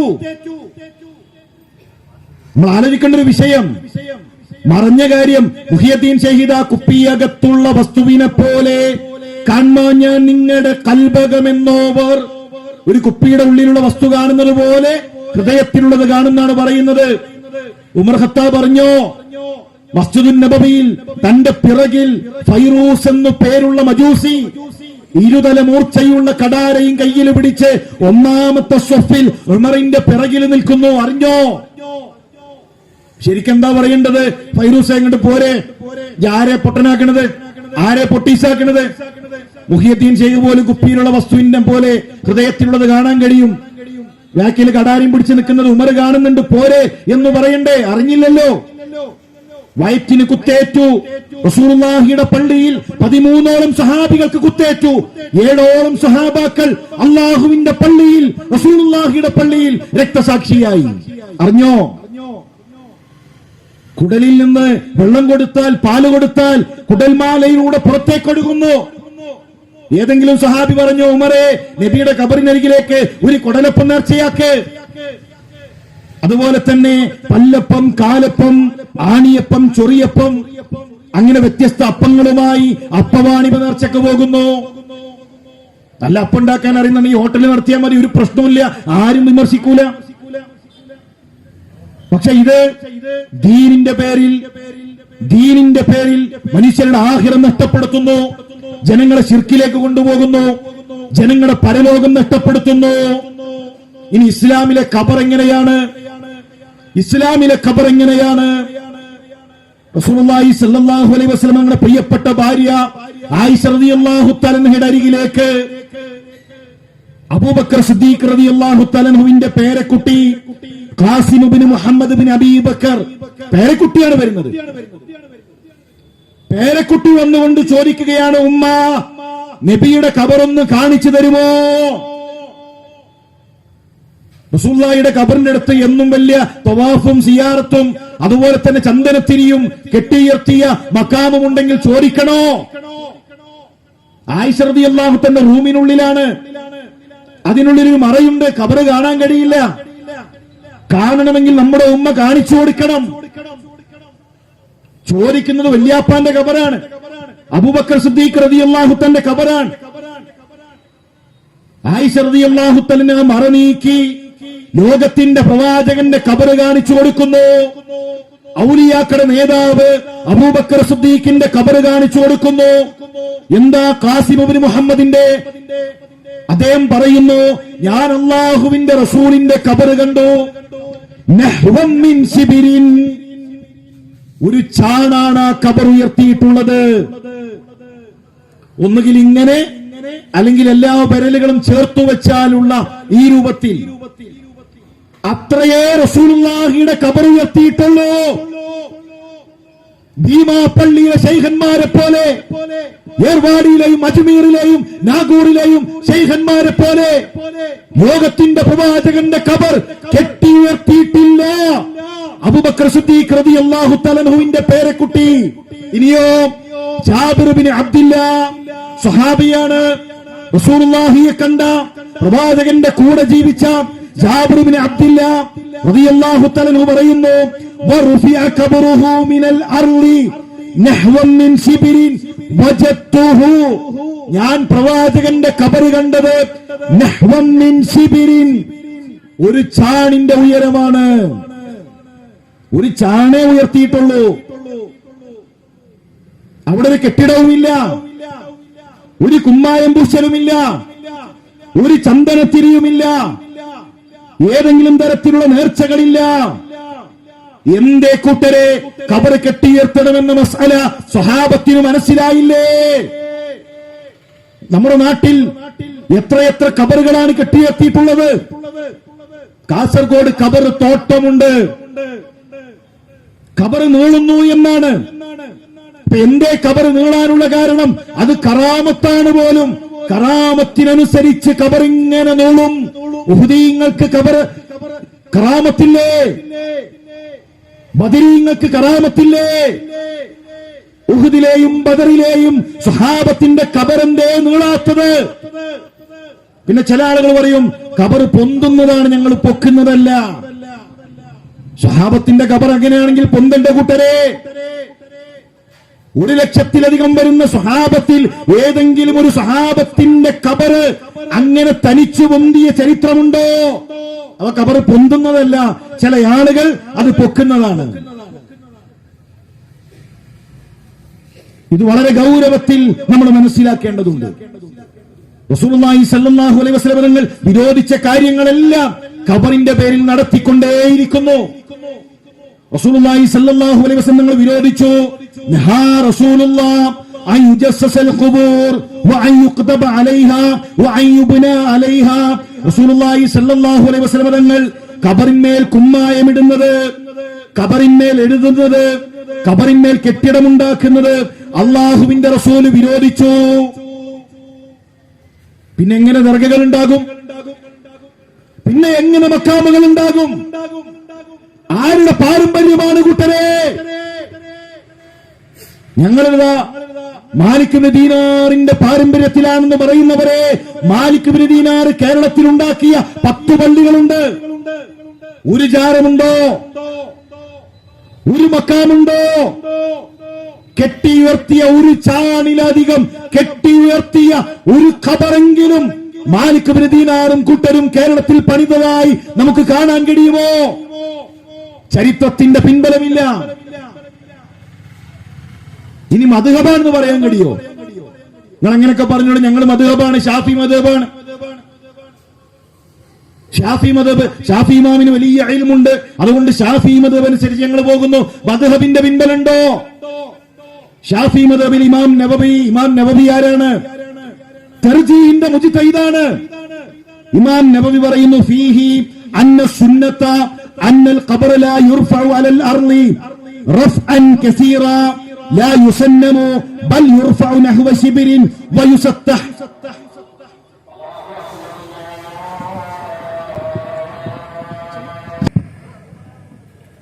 അസ്സലാമു അലൈക്കും വറഹ്മത്തുള്ളാഹി. ബിസ്മില്ലാഹിർ റഹ്മാനിർ റഹീം. സുഹൃത്തുക്കളെ, ഞാൻ പറഞ്ഞു വന്നത് ഷാഫി മദ്ഹബിലും അങ്ങനെ ഒരു പാരമ്പര്യം നമുക്ക് കാണാൻ സാധിക്കുന്നില്ല. ഒരുപാട് വിഷയങ്ങളിൽ ഇസ്ലാമിക പ്രമാണങ്ങളിൽ നിന്ന് ബഹുദൂരം ഈ സമുദായം മാറിക്കൊണ്ടേയിരിക്കുകയാണ്. പിന്നെ ഒരു ആരോപണം, ഇവർക്ക് മരിച്ചു കഴിഞ്ഞാൽ പ്രാർത്ഥനയില്ല, മരിച്ചെടുത്ത് പ്രാർത്ഥിക്കാത്ത ആളുകളാണിവർ. പലപ്പോഴും സമൂഹം മനസ്സിലാക്കിയിട്ടുള്ളത് പ്രാർത്ഥനയാകണമെങ്കിൽ ഉസ്താദ് പ്രാർത്ഥിക്കണം, ഉസ്താദ് പ്രാർത്ഥിച്ചാലേ പ്രാർത്ഥന.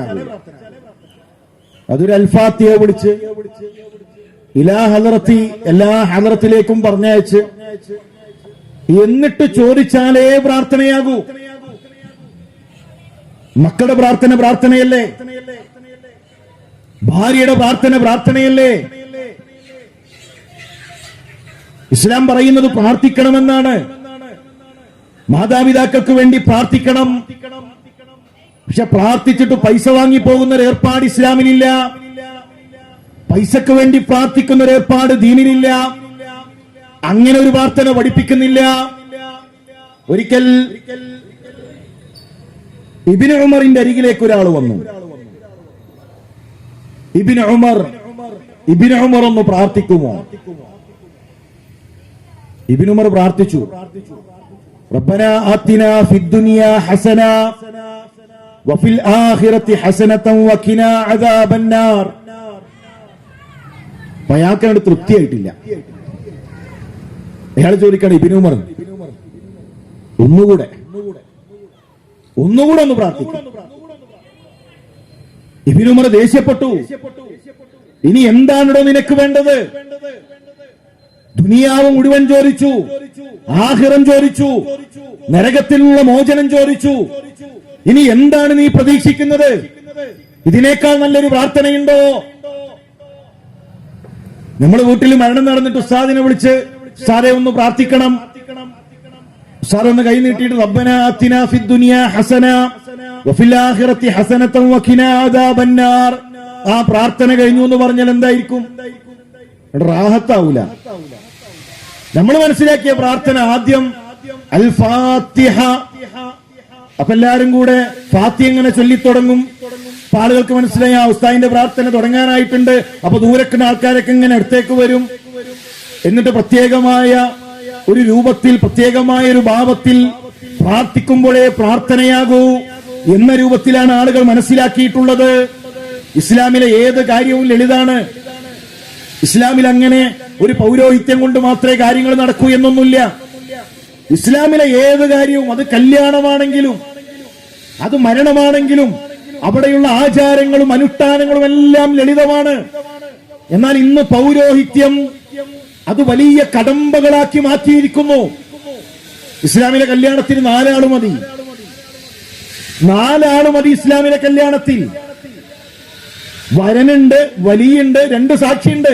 ഇസ്ലാമിലെ കല്യാണത്തിന് അത് മതി. എന്തെങ്കിലും പ്രത്യേകമായ പ്രാർത്ഥനകൾ, എന്തെങ്കിലും പ്രത്യേകമായ ഹാവഭാവങ്ങൾ ഇസ്ലാമിലെ കല്യാണത്തിന് വേണോ?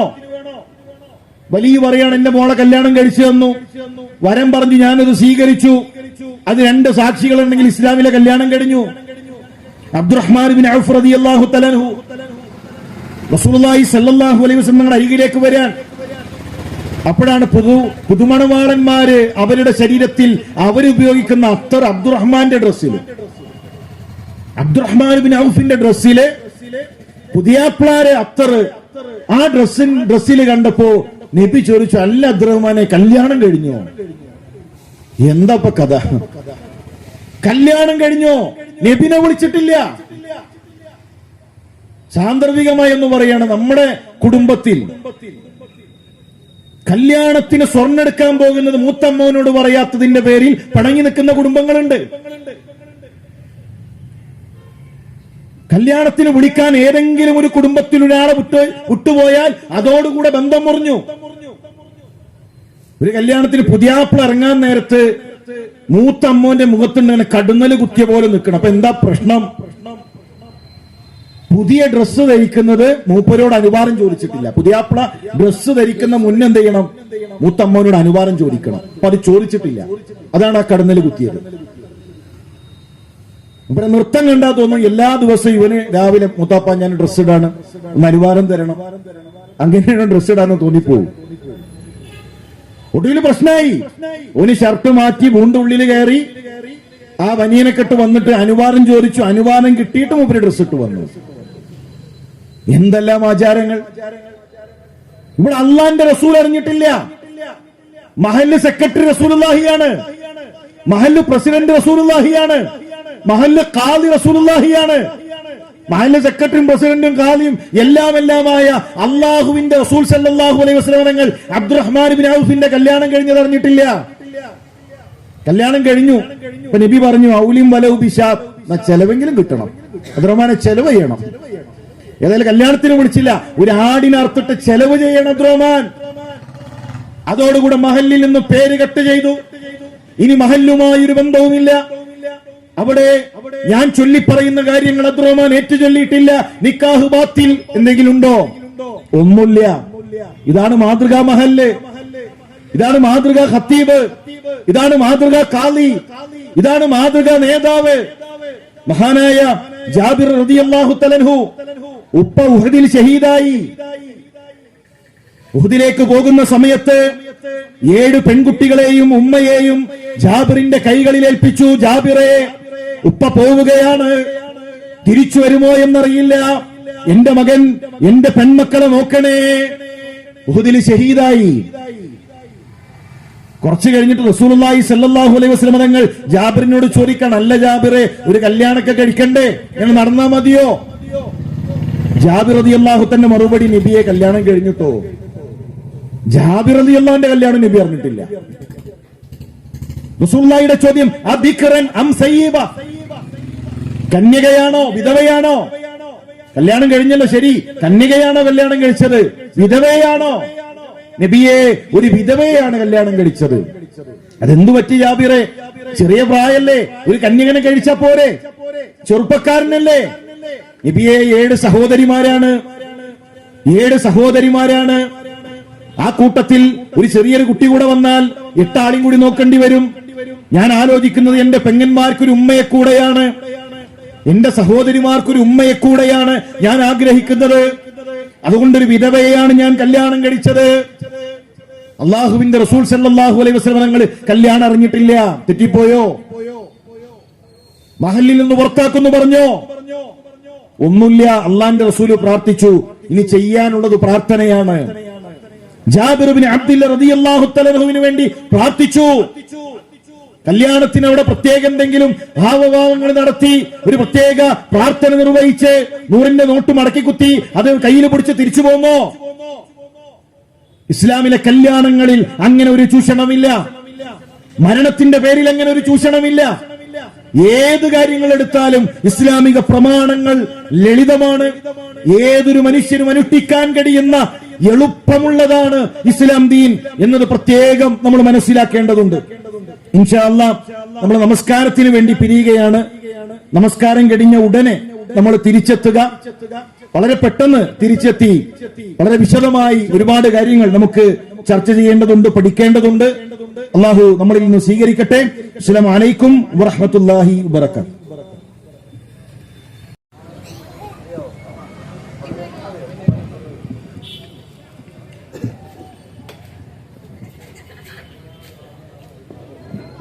السلام عليكم ورحمة الله وبركاته.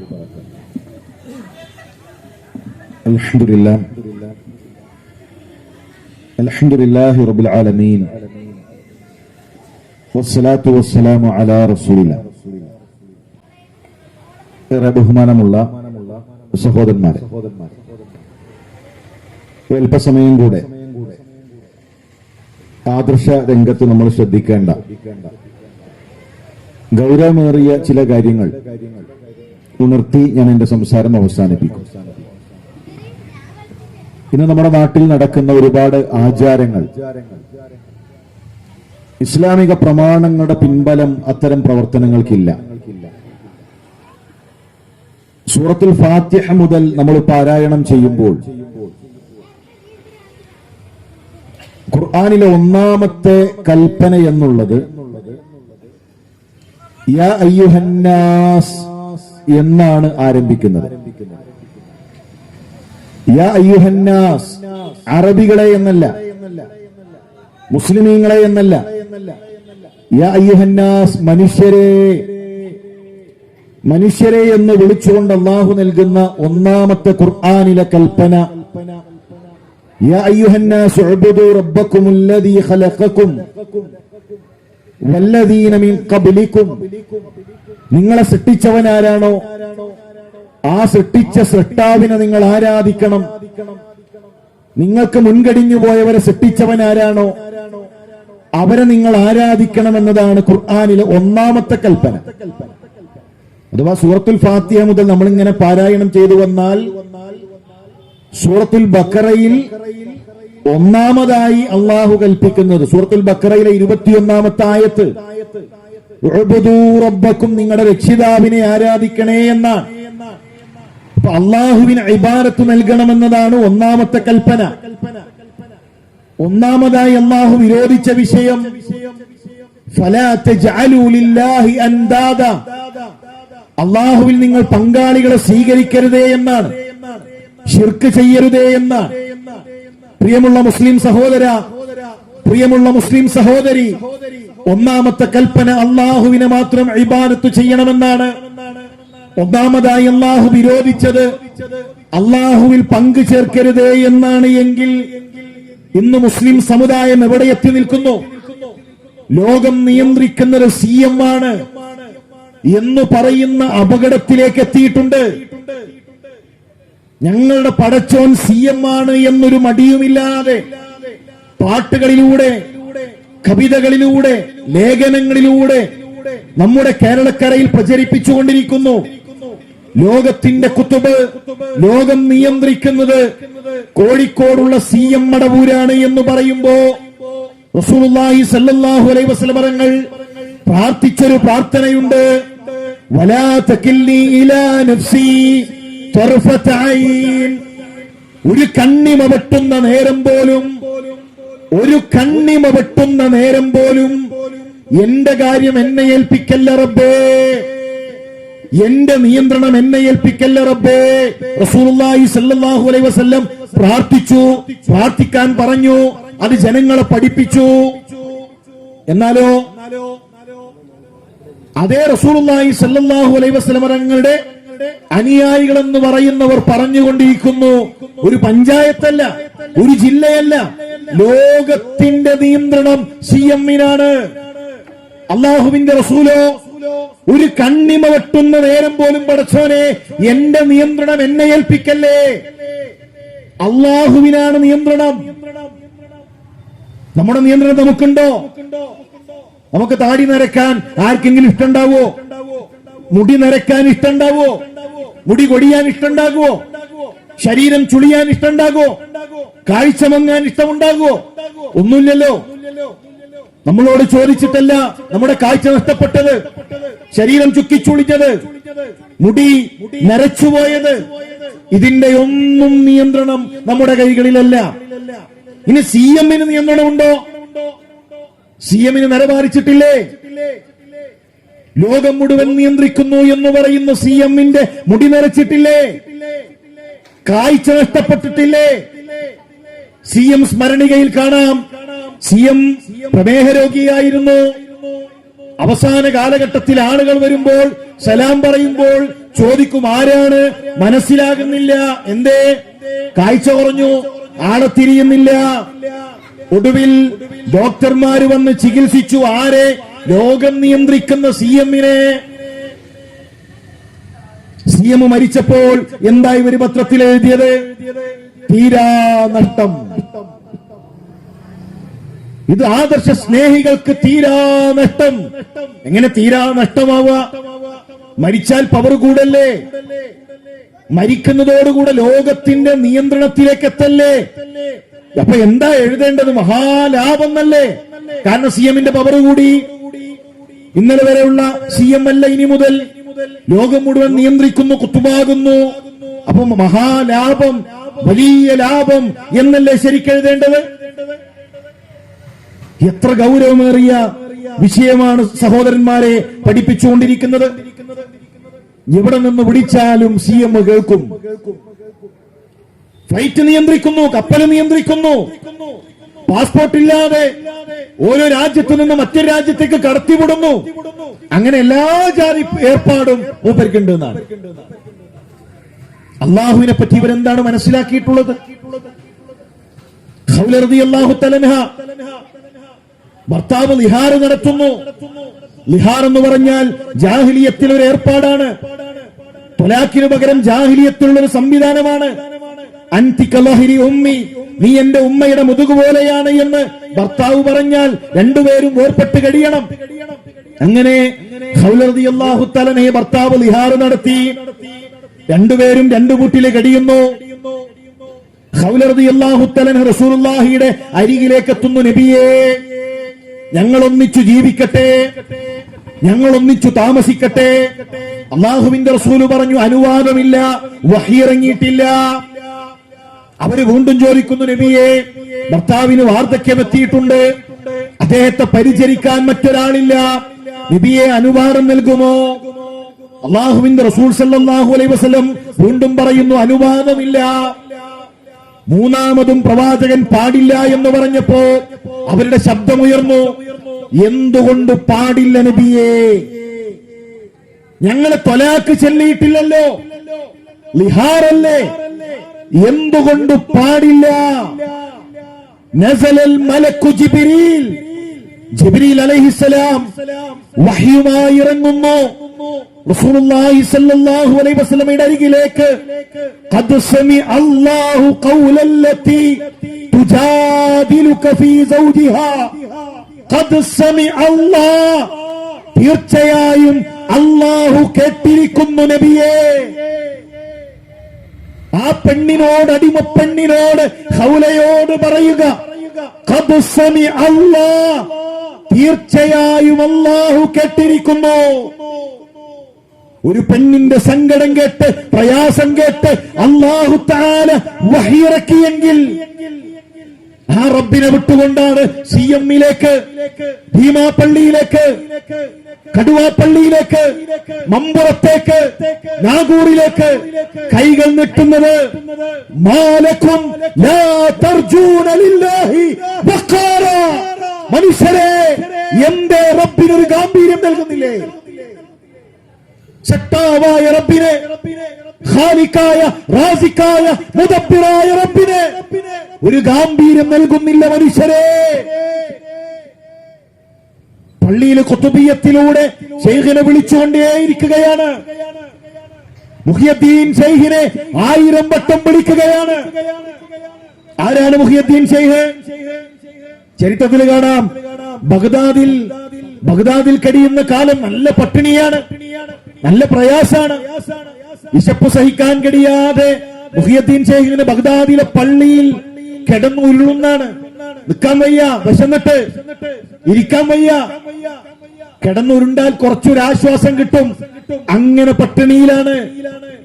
ദീനോണ്ട് ദുനിയാവ് ഉണ്ടാക്കിയിട്ടില്ല, ദീനോണ്ട് ഒന്നും ഉണ്ടാക്കിയിട്ടില്ല. ഷെയ്ഖിന്റെ കറാമത്ത് പറയുന്നിടത്ത് കാണാം, മുരീദ് വാതില് തുറന്നപ്പോ വലതുഭാഗത്തൊരു പെണ്ണ്, ഇടതുഭാഗത്തൊരു പെണ്ണ് എന്നാണ്. ഉടനെ മുരീദ് ഡോറടിച്ചു. മോശമായല്ലോ. മുപരി വിളിച്ചു, ഷെയ്ഖ് വിളിച്ചു, വാതില് തുറക്കൂ. വാതില് തുറന്നു നോക്കിയപ്പോ വലതുഭാഗത്തും ആളില്ല, ഇടതുഭാഗത്തും ആളില്ല. എന്നിട്ട് ഷെയ്ഖ് പറഞ്ഞു, എന്റെ വലതുഭാഗത്തുള്ളത് ദുനിയാവാണ്, ഇടതുഭാഗത്തുള്ളത് ആഖിറമാണ്. വാതില് തുറന്നപ്പോ ആദ്യം കണ്ട വലതുഭാഗത്തുള്ള ദുനിയാവ്, ഇടതുഭാഗത്തുള്ളത് ആഖിറം. കട്ടിലിന്റെ അടിയിൽ നോക്കിയാൽ ദുനിയാവ് ഉണ്ടാവും, ആഖിറും ഉണ്ടാവും. അതാണ് അവസ്ഥ. ഇസ്ലാമിന്റെ ഷെയ്ഖുമാരെന്ന് പറഞ്ഞ് സമ്പത്തുണ്ടാക്കുന്ന, ചൂഷണം ചെയ്യുന്ന പൗരോഹിത്യം. മുഹിയുദ്ദീൻ ഷെയ്ഖിന്റെ ചരിത്രത്തിലോ വിശന്നിട്ട് പള്ളിയിൽ കിടന്ന് ഉരുളാണ്. അസർ നിസ്കാരം കഴിഞ്ഞ് പുറത്തേക്ക് ഇറങ്ങിയപ്പോ ഒരു മധുരമുള്ള പുല്ല് കണ്ടു. ആ പുല്ല് കടിച്ചപ്പോൾ മനസ്സിലായി ഒരു രുചിയുണ്ട്. പിന്നീട് പുല്ല് കഴിക്കാൻ തുടങ്ങി. നല്ല ഹയാ ഉള്ള, ലജ്ജയുള്ള വ്യക്തിയാണ് മുഹിയുദ്ദീൻ ഷെയ്ഖ്. കുറച്ചു ദിവസം ഇങ്ങനെ തുടർന്നപ്പോ കൂട്ടുകാരാ സ്ഥലം കണ്ടെത്തി. കൂട്ടുകാരത് കടിക്കാൻ തുടങ്ങിയപ്പോ അദ്ദേഹം പറയാണ്, ഞാൻ ആ പുല്ല് കടിക്കലും നിർത്തി. വിശപ്പ് സഹിക്കാൻ കഴിയാതെ ബഗ്ദാദിലെ പള്ളിയിൽ കടിയാൻ. അപ്പോഴാണ് ഒരു മൂലയിൽ ഒരു വൃദ്ധനായ മനുഷ്യൻ ഹുബ്സ് കഴിക്കുന്നു, ഒരു റൊട്ടി കഴിക്കുന്നു. നല്ല വിശപ്പുണ്ട്, സഹിക്കാൻ കഴിയുന്നില്ല. അതിലേക്ക് ഇങ്ങനെ നോക്കി നിന്നു. ആ വൃദ്ധൻ അരികിലേക്ക് വിളിച്ചു, മോനെ വാ. ഒന്നിച്ചു ഭക്ഷണം കഴിക്കാം. മുഹിയുദ്ദീൻ ഷേഖ് പറഞ്ഞു, എനിക്ക് വേണ്ട. കാരണം ഞാൻ ദുനിയാവിൽ ഒരാളുടെ ആനുകൂല്യവും പറ്റിയിട്ടില്ല. ദുനിയാവിൽ ഒരു മനുഷ്യന്റെ ആനുകൂല്യവും ഇന്നുവരെ ഞാൻ പറ്റിയിട്ടില്ല. എനിക്ക് വേണ്ട. നല്ല വിശപ്പുണ്ട്. ആ മനുഷ്യൻ വിളിച്ചു, മോനെ വാ, എന്റെ അതിഥിയാണ്, വന്ന് കഴിക്ക്. വിശന്നിട്ട് സഹിക്കാൻ കഴിയാതെ ആയപ്പോൾ ആ വൃദ്ധന്റെ അരികിലേക്ക് ചെന്നു. ആ വൃദ്ധൻ മുഹിയുദ്ദീൻ ഷെയ്ഖിനോട് ചോദിച്ചു എന്നാണ്, ജീലാനിൽ നിന്ന് വന്ന അബ്ദുൽ ഖാദിറിനെ അറിയുമോ? ഇവിടെ ജീലാനിൽ നിന്ന് വന്ന അബ്ദുൽ ഖാദിർ എന്ന ഒരു കുട്ടിയുണ്ട്, ആ കുട്ടിയെ അറിയുമോ? മുഹിയുദ്ദീൻ ഷെയ്ഖ് പറഞ്ഞു, ഞാനാണത്. അയാള് പറഞ്ഞു, ഞാൻ ജീലാനുകാരനാണ്. ജീലാനിൽ നിന്ന് ഞാൻ ബഗ്ദാദിലേക്ക് വരുമ്പോൾ മോന്റെ ഉമ്മ നിനക്ക് നൽകാൻ കുറച്ച് പണം എന്റെ കയ്യിൽ തന്നിരുന്നു. ഞാനിവിടെ എന്റെ ആവശ്യത്തിന് വന്നു. ഞാൻ ഒരുപാട് അന്വേഷിച്ചു, മോനെ കുറിച്ചുള്ള വിവരങ്ങളൊന്നും കിട്ടിയില്ല. എന്റെ കയ്യിലെ പണം കഴിഞ്ഞപ്പോ മോന്റെ ഉമ്മ തന്ന പണം കൊണ്ട് റൊട്ടി വാങ്ങി ഞാനത് കഴിക്കാണ്. തിരിച്ചു നാട്ടിലേക്ക് എത്തിയിട്ട് ആ കടം വീട്ടാം എന്നാണ് ഞാൻ കരുതിയത്. നീ എന്റെ അതിഥിയല്ല, ഞാൻ നിന്റെ അതിഥിയാണ്. നീ കഴിക്കുന്ന റൊട്ടി നിന്റെ പണം കൊണ്ടാണ്. മോനെ, നിന്റെ അതിഥിയാണ് ഞാൻ. നീ അനുവാദം നൽകിയാൽ ഈ റൊട്ടി ഞാൻ കഴിക്കും. മുഹിയുദ്ദീൻ ഷെയ്ഖ് പറയാണ്, അന്നും അല്ലാഹു എന്നെ രക്ഷിച്ചു. ഒരു മനുഷ്യന്റെയും ആനുകൂല്യം പറ്റാതെ ദുനിയാവിൽ ജീവിക്കാൻ അല്ലാഹ് എന്നെ സഹായിച്ചു. ആ ശൈഖിനോടാണ് ആഖിറം ചോദിക്കുന്നത്. ദുനിയാവിൽ പോലും ഒരു മനുഷ്യന്റെ ആനുകൂല്യം പറ്റാത്ത മുഹിയുദ്ദീൻ ഷെയ്ഖിനോടാണ് ലജ്ജിനി മിൻ ലളാ, ലളാ എന്ന നരകത്തിൽ നിന്ന് ലജ്ജിനി, ഞങ്ങളെ രക്ഷപ്പെടുത്തണേ എന്ന് മുസ്ലിം സമുദായമേ ചോദിക്കുന്നത്. 1000 തവണയാണ് വിളിക്കുന്നത്, യാ ശൈഖ് യാ മുഹിയുദ്ദീൻ അബ്ദുൽ ഖാദിർ ജീലാനി. റസൂലുള്ളാഹി സ്വല്ലല്ലാഹു അലൈഹി വസല്ലം തങ്ങൾ പഠിപ്പിച്ച ദീൻ എവിടെ കൂട്ടരെ? നമ്മുടെ ഇസ്ലാം എവിടെ? ശൈഖിനെ വിളിക്കുന്ന അതേ പള്ളിയിൽ മിഹ്റാബിന്റെ മുകളിൽ എഴുതിയിട്ടുണ്ട്, വഅന്നൽ മസാജിദ ലില്ലാഹ് ഫലാ തദ്ഉ മഅല്ലാഹി അഹദാ. പള്ളികൾ അല്ലാഹുവിനുള്ളതാണ്, അവന് പുറമെ ഒരാളെയും വിളിച്ചു പ്രാർത്ഥിക്കല്ലേ.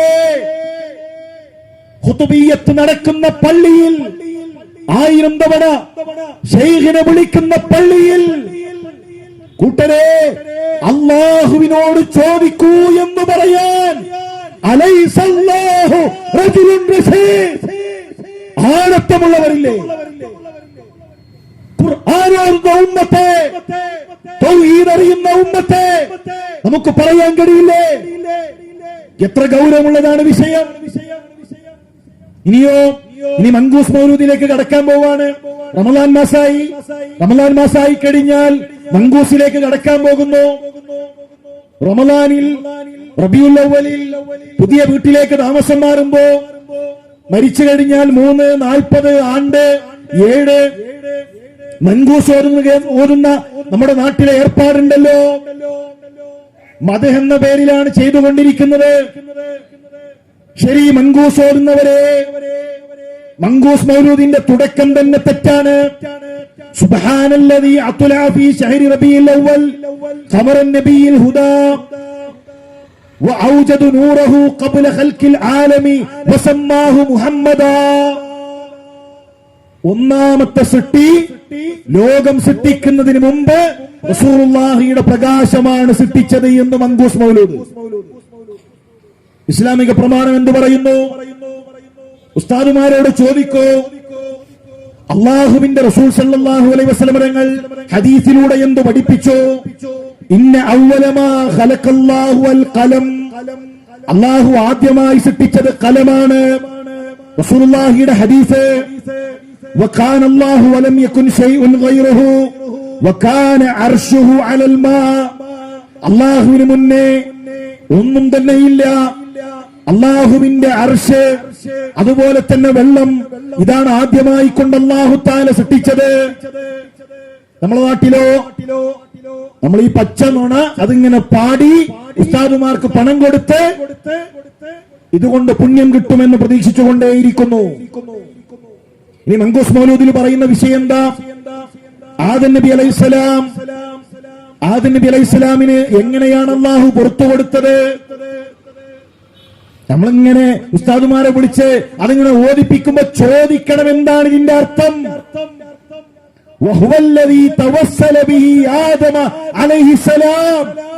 അള്ളാഹുവിന്റെ റസൂലിനെ കൊണ്ട് തവസ്സുലാക്കിയത് കൊണ്ടാണ് ആദം നബി അലൈഹിസ്സലാമിന്റെ പാപം പുറത്തത്. പരിശുദ്ധ ഖുർആൻ എന്ത് പറയുന്നു? റബ്ബനാ ളലംനാ അൻഫുസനാ വഇൻ ലം തഗ്ഫിർ ലനാ വതർഹംനാ ലനകൂനന്ന മിനൽ ഖാസിരീൻ. അല്ലാഹുവോട് ചോദിച്ചു, പടച്ചോനെ തെറ്റുപറ്റി, അല്ലാഹുവേ ഞങ്ങൾ ദുൽമ് ചെയ്തു, സ്വന്തത്തോട് അക്രമം പ്രവർത്തിച്ചു, നീ പുറത്തു നൽകിയിട്ടില്ല എങ്കിൽ, നീ കാരുണ്യം ചെയ്തിട്ടില്ല എങ്കിൽ ഖാസിരീങ്ങളിൽ നഷ്ടക്കാരിൽ ഞങ്ങൾ പെട്ടുപോകും. പടച്ചോൻ പുറത്തെടുത്തു. ഇനി മങ്കൂസ് മൗലൂദിൽ ചോദിക്കുന്നത് ശിർക്കാണ് കൂട്ടരെ. മങ്കൂസോരി ഉസ്താദിന് പണം കൊടുക്കുന്നവരെ, പരിശുദ്ധ റമളാനിൽ നോമ്പ് നോറ്റ് മങ്കൂസ് മൗലൂദിന്റെ സദസ്സിലിരിക്കുന്നവരെ, ചോദിക്കുന്നത് ശിർക്കാണ്. നമ്മുടെ നോമ്പ് റബ്ബ് സ്വീകരിക്കില്ല, നമസ്കാരം റബ്ബ് സ്വീകരിക്കില്ല, സദഖകൾ റബ്ബ് സ്വീകരിക്കില്ല. ജീവിതത്തിൽ ശിർക്ക് വന്നാൽ ارتكبت على الخطا غير حسر وعدت لك اشكو فيه يا سيدي خير النبي. പാപമെന്ന വാഹനത്തിൽ അറ്റമില്ലാതെ ഞാൻ കയറി, നബിയെ അങ്ങയോടാണ് ഞാൻ ചോദിക്കുന്നത്, സയ്യിദായ ഖൈറായ നബിയെ. ആരോടാണ് പാപം പൊറുക്കാൻ ചോദിക്കേണ്ടത്? ആരോടാണ് മഗ്ഫിറത്തിനെ ചോദിക്കേണ്ടത്? അല്ലാഹുവിന്റെ റസൂൽ സല്ലല്ലാഹു അലൈഹി വസല്ലം തങ്ങളോട് പാപമോചനം ചോദിക്കുമ്പോ നഷ്ടപ്പെടുന്നത് നമ്മുടെ ആഖിറമാണ്. ഏത് തെറ്റും പടച്ചോൻ പൊറുക്കും. ഇന്നല്ലാഹ ലാ യഗ്ഫിറു അൻ യുശ്റക ബിഹി. അല്ലാഹുവിൽ ശിർക്ക് ചെയ്താൽ, പങ്കു ചേർത്താൽ അല്ലാഹു പൊറുക്കില്ല. മരിച്ചിടത്ത് മങ്കൂസ് ഓതുന്നുണ്ടല്ലോ, ശരി. ഖദീജ റളിയല്ലാഹു തആല അൻഹ വഫാത്തായില്ലേ? റസൂലുള്ളാഹി സ്വല്ലല്ലാഹു അലൈഹി വസല്ലം തങ്ങൾ ജീവിച്ചിരിക്കുന്ന കാലഘട്ടത്തിൽ തൂഫിയത്ത് ഖദീജ ഖബല മഖ്റജിൻ നബി ഇലൽ മദീന ബി 3 സിനീൻ. മദീനയിലേക്ക് അല്ലാഹുവിന്റെ റസൂൽ പോകുന്നതിന്റെ 3 കൊല്ലം മുമ്പ്. അപ്പൊ ഖദീജ റളിയല്ലാഹു തആല അൻഹയുടെ വഫാത്തിന് ശേഷം 13 കൊല്ലം അല്ലാഹുവിന്റെ റസൂൽ ജീവിച്ചു. എന്നാണ് ഖദീജ റളിയല്ലാഹു തആല അൻഹയുടെ ആണ്ട് നടത്തിയത്? ഒന്നും വേണ്ട, ഉസ്താദുമാരോട് ചോദിക്കു കൂട്ടരെ, ഖദീജ റളിയല്ലാഹു തആല വഫാത്തായ ദിവസം എന്നാണ്? നമ്മുടെ ഉമ്മയുടെ ആണ്ട്? മുജാഹിദുകൾ ആണ്ട് നടത്തുന്നില്ല എന്നാണല്ലോ പരാതി. നമ്മുടെ ഉമ്മയുടെ ആണ്ടെന്നാണ്, ഖദീജ റളിയല്ലാഹു തആലയുടെ ആണ്ടെന്നാണ്. പണ്ഡിതന്മാര് പറഞ്ഞു, ലാകിൻ ഇഖ്തുലിഫ ഫീ തഈനിൽ യൗമി വശഹർ. ഏതാണ് മാസം എന്നതിൽ അഭിപ്രായ വ്യത്യാസമുണ്ട്, ഏതാണ് ദിവസം എന്നതിൽ അഭിപ്രായ വ്യത്യാസമുണ്ട്. ആണ്ടിനൊരു ആചാരമുണ്ടെങ്കിൽ, ആണ്ടിനൊരു മൗലൂദുണ്ടെങ്കിൽ, ആണ്ടിനൊരു ബിരിയാണി വെക്കലുണ്ടെങ്കിൽ, 13 കൊല്ലം അല്ലാഹുവിന്റെ റസൂൽ ജീവിച്ചിട്ട് എന്തേ ആ ദിവസം പഠിപ്പിച്ചു നൽകാതിരുന്നോ? ആലോചിക്കണ്ട. നമ്മള് ബിരിയാണി തിന്നുന്നതിന് മുമ്പ്, നെയ്ച്ചോറ് വെക്കുന്നതിന് മുമ്പ് ചിന്തിക്കേണ്ട കൂട്ടരെ, ഖദീജ ബീവിയുടെ ആണ്ടെന്നാണ്. എത്ര താടി നരച്ചു നമുക്കറിയോ? നമ്മുടെ മുഖത്ത് എത്ര താടി നരച്ചു നമുക്കറിയോ? അറിയൂല. അള്ളാന്റെ റസൂൽ സല്ലല്ലാഹു അലൈഹി വസല്ലം തങ്ങൾക്ക് എത്ര നരയുണ്ട്? സ്വഹാബത്തിനോട് ചോദിക്കോ. ജാബിർ ബിൻ അബ്ദുല്ല പറയും 20 രോമങ്ങളാണ് പ്രവാചകന്റെ മുഖത്ത് നിറച്ചത്. താടിയിലും മുടിയിലുമായി 20 രോമങ്ങൾ. Anas bin Malik, Jabir bin Abdullah, Ibn Umar, എത്ര സഹാബികൾ പഠിപ്പിച്ചു തന്നു.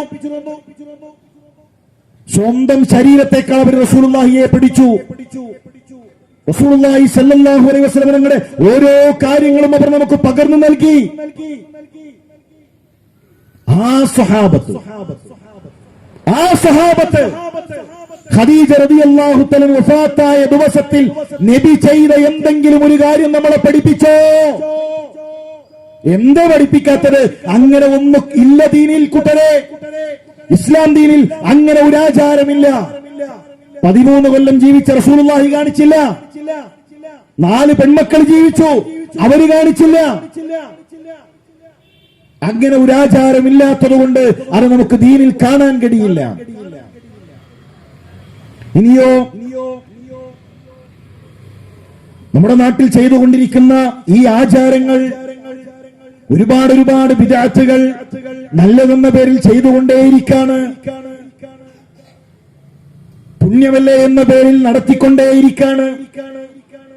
പെരുന്നാൾ നിസ്കാരം നമ്മൾ എല്ലാവരും എങ്ങനെ നിസ്കരിക്കുന്നത്? എത്ര റക്അത്താണ്? 2 റക്അത്ത്. ഒരു പള്ളിയിൽ മുജാഹിദീങ്ങൾക്ക് 3, തബ്ലീഗുകാർക്ക് 4 ഉണ്ടോ? ഇല്ലല്ലോ. എന്റെ കാരണം അള്ളാഹുവിന്റെ റസൂൽ സല്ലല്ലാഹു അലൈഹി വസല്ലം തങ്ങൾ അത് പഠിപ്പിച്ചു. സുബൈ നിസ്കാരം എല്ലാവർക്കും 2 അല്ലേ? മാറ്റല്ലല്ലോ. മുജാഹിദ് പള്ളി പോയാലും 2 ആണ്, സുന്നിപ്പള്ളി പോയാലും 2 ആണ്. പിന്നെ കളവ് ചിലപ്പോ ഇങ്ങനെ പറയും, നമ്മളെ നിസ്കാരം പോലെല്ലാം അവരെ നിസ്കാരം എന്നൊക്കെ ഇങ്ങനെ പ്രചരിപ്പിക്കും ചില ഉസ്താദുമാര്. പണ്ട് കോഴിക്കോട് ഒരു പള്ളിയിൽ ഒരു മനുഷ്യൻ വന്നു എന്നാണ്. അവർ ചോദിച്ചു, ഇവിടെ പെണ്ണുങ്ങൾ അവിടെ അപ്പുറത്ത് അവർക്ക് പ്രത്യേകമായി തയ്യാറാക്കിയ ഭാഗത്ത് അവർ നിസ്കരിച്ചുകൊണ്ടിരിക്കുന്നു. അത് ശരി, അങ്ങനെയാണ്. ഞാൻ ഇന്ന് ആ ഉസ്താദിന്റെ വയല് കേട്ടിട്ട് വന്നതാണ്. ഒരാണ് ഒരു പെണ്ണ്, ഒരാണ് ഒരു പെണ്ണ്. മുജാഹിദ് പള്ളിയിൽ ഒരാണ്, പിന്നൊരു പെണ്ണ്, ഒരാണ് ഒരു പെണ്ണ്. ആ വയല് കേട്ടിട്ട് മുമ്പ് കൗതുകത്തിനൊന്ന് കാണാൻ വന്നതാണ്. അങ്ങനെ പലജാതി വർത്താനം പറയും. വസ്തുനിഷ്ഠമായി നോക്കൂ. സുബഹി എത്രയാണ്? 2, മാറ്റമില്ലല്ലോ. ളുഹർ എത്രയാണ്? 4, മാറ്റമില്ലല്ലോ. എന്ന നിസ്കാരം കഴിഞ്ഞിട്ടുള്ള സ്വലാത്ത് എങ്ങനെ? ചില പള്ളിയിൽ 3, ചില പള്ളിയിൽ 10, ചില പള്ളിയിൽ 7. ഇതെന്തേ മാറ്റം? ഇതെങ്ങനെ മാറ്റം വന്നു? അള്ളാഹുവിന്റെ റസൂൽ സല്ലല്ലാഹു അലൈഹി വസല്ലം പഠിപ്പിച്ചിട്ടില്ല. മരിച്ചോടത്തുള്ള യാസീൻ ചില ഉസ്താദുമാര് 3, ചിലര് 10, ചിലര് 1. എന്തേ കാരണം? റസൂലുള്ളാഹി സ്വല്ലല്ലാഹു അലൈഹി വസല്ലം പഠിപ്പിച്ചിട്ടില്ല. നമ്മൾ ഉണ്ടാക്കിയതാണ്.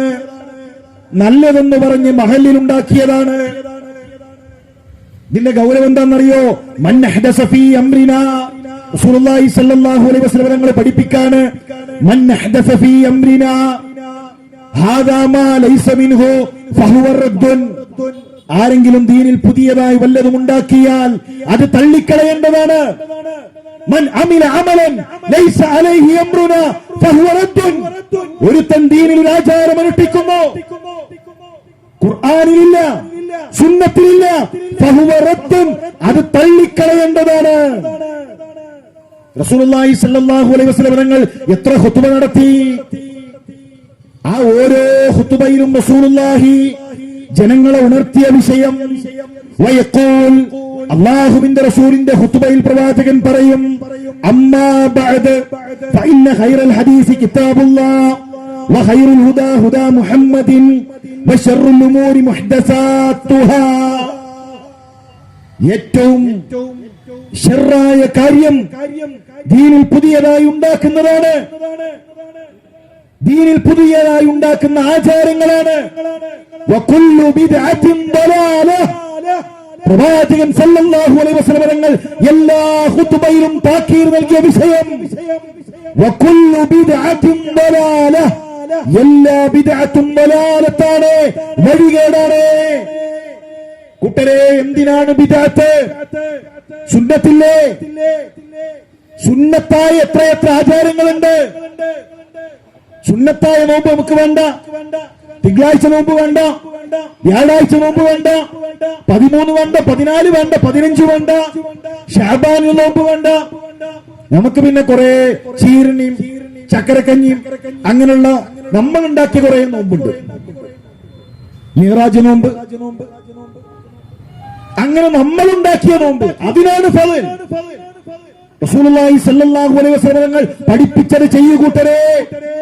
ഇന്നല്ലാഹ ഹജബ തൗബ അൻ കുല്ലി സാഹിബി ബിദ്അത്തിൻ ഹത്താ യദഅ ബിദ്അതഹു. ബിദ്അത്തുകാരന് തൗബയില്ല. ദീനിൽ പുതിയ ആചാരങ്ങൾ ഉണ്ടാക്കുന്നവരെ, നല്ലതല്ലേ എന്ന ലേബലിൽ പുതിയ സ്വലാത്ത് ഉണ്ടാക്കുന്നവരെ, നല്ലതല്ലേ എന്ന് പറഞ്ഞ് പ്രവാചകന്റെ ജന്മദിനം ആഘോഷിക്കുന്നവരെ, ബിദ്അത്തുകാരന്റെ തൗബ, ആ ബിദ്അത്തിൽ നിന്ന് തൗബ ചെയ്ത് മടങ്ങുന്നത് വരെ റബ്ബ് സ്വീകരിക്കില്ല. കള്ളുകുടിയേക്കാൾ ശൈത്താൻ ഇഷ്ടാണ്. എന്തേ കാരണം? കള്ളു കുടിക്കണവർക്ക് അറിയരുത് തെറ്റാണെന്ന്. മനസ്സിലെ കുറ്റബോധമുണ്ടാകും, ഇടങ്ങേറുണ്ടാകും. നബിദിനത്തിന് ബിരിയാണി വിളമ്പുമ്പോഴോ ഇത് പരലോകത്ത് കിട്ടുമെന്ന് കരുതിയിട്ടാ ചെയ്യുന്നത്, നല്ലതാണെന്ന് കരുതിയിട്ടാ ചെയ്യുന്നത്. കുറ്റബോധം ഉണ്ടാകില്ല. അതാണ് ശൈത്താന്റെ ഇടപെടൽ. ഇനി നാളെ പരലോകത്ത് കൂട്ടരെ പരലോകം കിട്ടുമെന്നാണ് നിങ്ങളുടെ ചിന്തയെങ്കിൽ ആഖിറം പ്രയാസമാണ്. പ്രവാചകൻ സല്ലല്ലാഹു അലൈഹി വസല്ലം നിങ്ങൾ പറയുകയാണ്, ഹൗലിന്റെ അരികിൽ, ഹൗലുൽ കൗസറിനരികിൽ എന്റെ ഉമ്മത്തിലെ ചില ആളുകളെ ഞാൻ കാണും, ഞാൻ അവരെ തിരിച്ചറിയും. ഉനാദീഹിം, ഞാൻ അവരെ വിളിക്കും. അലാ ഹലുമ്മ, വരൂ, അരികിലേക്ക് വരൂ എന്ന് റസൂലുള്ളാഹി സ്വല്ലല്ലാഹു അലൈഹി വസല്ലം തങ്ങൾ തന്റെ ഉമ്മത്തിലെ ചില ആളുകളെ വിളിക്കുമെന്നാണ്. ഫയുഖാൽ, ആ സമയത്ത് അല്ലാഹുവിന്റെ റസൂലിനോട് പറയപ്പെടും, ഇന്നഹും ഖദ് ബദ്ദലൂ ബഅദക്, അല്ലാഹുവിന്റെ റസൂലേ, അവർ താങ്കളുടെ വഫാത്തിന് ശേഷം ദീനിൽ മാറ്റമുണ്ടാക്കിയവരാണ്, ദീനിൽ ബിദഅത്ത് ഉണ്ടാക്കിയവരാണ്, ദീനിൽ പുതിയ പുതിയ ആചാരങ്ങൾ ഉണ്ടാക്കിയവരാണ്. രണ്ട് കാര്യങ്ങൾ ഇന്ന് കിട്ടി. റസൂലുള്ളാഹിയുടെ വഫാത്തിന് ശേഷം എന്തു സംഭവിച്ചു എന്ന് അല്ലാഹുവിന്റെ റസൂൽ അറിഞ്ഞിട്ടില്ല. ദീനിൽ ബിദഅത്ത് ഉണ്ടാക്കിയവരാണ് അവരെന്ന് പ്രവാചകന് മനസ്സിലായിട്ടില്ല. രണ്ടാമത്തതോ, ഇനി ബിദഅത്ത് ഉണ്ടാക്കിയ നബി പറയോ, സാറില്ല, സ്വലാത്തല്ലേ, ദിക്റല്ലേ, പ്രാർത്ഥനയല്ലേ, നല്ലതല്ലേ പറയോ? ചിലരങ്ങനെയാണ്. അവര് മൈക്ക് ഉപയോഗിക്കുന്നുണ്ടല്ലോ, ബോക്സ് ഉപയോഗിക്കുന്നുണ്ടല്ലോ, സമ്മേളനം നടത്തുന്നുണ്ടല്ലോ, നേർപ്പതുണ്ടല്ലോ, അതുകൊണ്ട് ഞങ്ങൾക്ക് സ്വലാത്തുണ്ട്, ഞങ്ങൾക്ക് ദിക്റുണ്ട്. രണ്ടും ഒരുപോലെയാണോ? അല്ലാഹുവിന്റെ റസൂൽ സല്ലല്ലാഹു അലൈഹി വസല്ലം തങ്ങൾ ഫഅഖൂലു, ആ സമയത്ത് ഞാൻ പറയും, സുഹ്കൻ സുഹ്കാ, വിദൂരത്തേക്ക് മാറിപ്പോകണേ. തന്റെ ഉമ്മത്തിനെ സ്നേഹിച്ച റസൂലുള്ളാഹി, തന്റെ ഉമ്മത്തിനെ കാണാൻ ആഗ്രഹിച്ച റസൂലുള്ളാഹി വിദൂരത്തിലേക്ക് ആട്ടിയകറ്റുമെന്നാണ് ബിദഅത്തിന്റെ ആളുകളെ. എന്താണ് കൂട്ടരെ ബിദഅത്ത് കൊണ്ട് നമുക്ക് കിട്ടിയത്? റസൂലുള്ളാഹി സ്വല്ലല്ലാഹു അലൈഹി വസല്ലം തങ്ങൾ പഠിപ്പിച്ച ദീന് പോരെ നമുക്ക്? പലതരത്തിലുള്ള തെറ്റിദ്ധാരണകളാണ്. പ്രമാണങ്ങൾ കൊണ്ട് മറുപടി പറയാൻ കഴിയാതെ വരുമ്പോ, കണ്ടോ, ഇവർക്ക് ജൂതന്മാരുടെ പണമിറങ്ങുന്നുണ്ട്, ഇവർക്ക് ഒരുപാട്, പിന്നെ അമേരിക്കയിൽ നിന്ന് പണമിറങ്ങുന്നു ഇസ്ലാമിനെ തകർക്കാൻ. ഇതൊക്കെയാണ് മറുപടി, ഇതൊക്കെയാണ് ആരോപണം. കണ്ടോ, തലമറക്കുന്നില്ല, ഔറത്തു മറക്കുന്നുണ്ടല്ലോ. ഏതായാലും ഔറത്തു മറക്കുന്നുണ്ടല്ലോ കൂട്ടരെ, അതുകൊണ്ട് ഏതായാലും നരകത്ത് പോകില്ലല്ലോ. ആരോപണങ്ങളാണ്. പ്രമാണങ്ങൾ പറയൂ കൂട്ടരെ, ഈ പറയുന്ന വിഷയങ്ങളുടെ പ്രമാണങ്ങൾ പറയൂ. പണം കിട്ടുന്നുണ്ടെന്ന് നമ്മളെ സംബന്ധിച്ചിടത്തോളം ലെറ്റർ പാഡും സീലും ഇല്ലാതെ, ലെറ്റർ പാഡും സീലും കൈകളിൽ പിടിച്ചുകൊണ്ട് തെരുവിലേക്ക് ഇറക്കിവിട്ട ആദർശത്തെ സ്നേഹിച്ചതിന്റെ പേരിൽ, ആദർശം സ്വീകരിച്ചതിന്റെ പേരിൽ തെരുവിലേക്ക് ഇറങ്ങി 6 മാസങ്ങൾ കൊണ്ട് ഇവർ ഇല്ലാതാകുമെന്ന് പറഞ്ഞപ്പോ അള്ളാഹുവിന്റെ ദീനിന്റെ ആദർശം മുറുകെ പിടിച്ച് ഇൻ തൻസുറുല്ലാഹ് യൻസുറുക്കും, അള്ളാഹുവിന്റെ ദീനിനെ സഹായിച്ചാൽ റബ്ബ് സഹായിക്കുമെന്ന തവക്കുലല്ലാതെ ഈ പ്രസ്ഥാനത്തിന്റെ കയ്യിൽ ഒന്നും ഉണ്ടായിട്ടില്ല. പള്ളികൾ ഉണ്ടായിട്ടില്ല, ലെറ്റർ പേഡ് ഉണ്ടായിട്ടില്ല, സീൽ ഉണ്ടായിട്ടില്ല.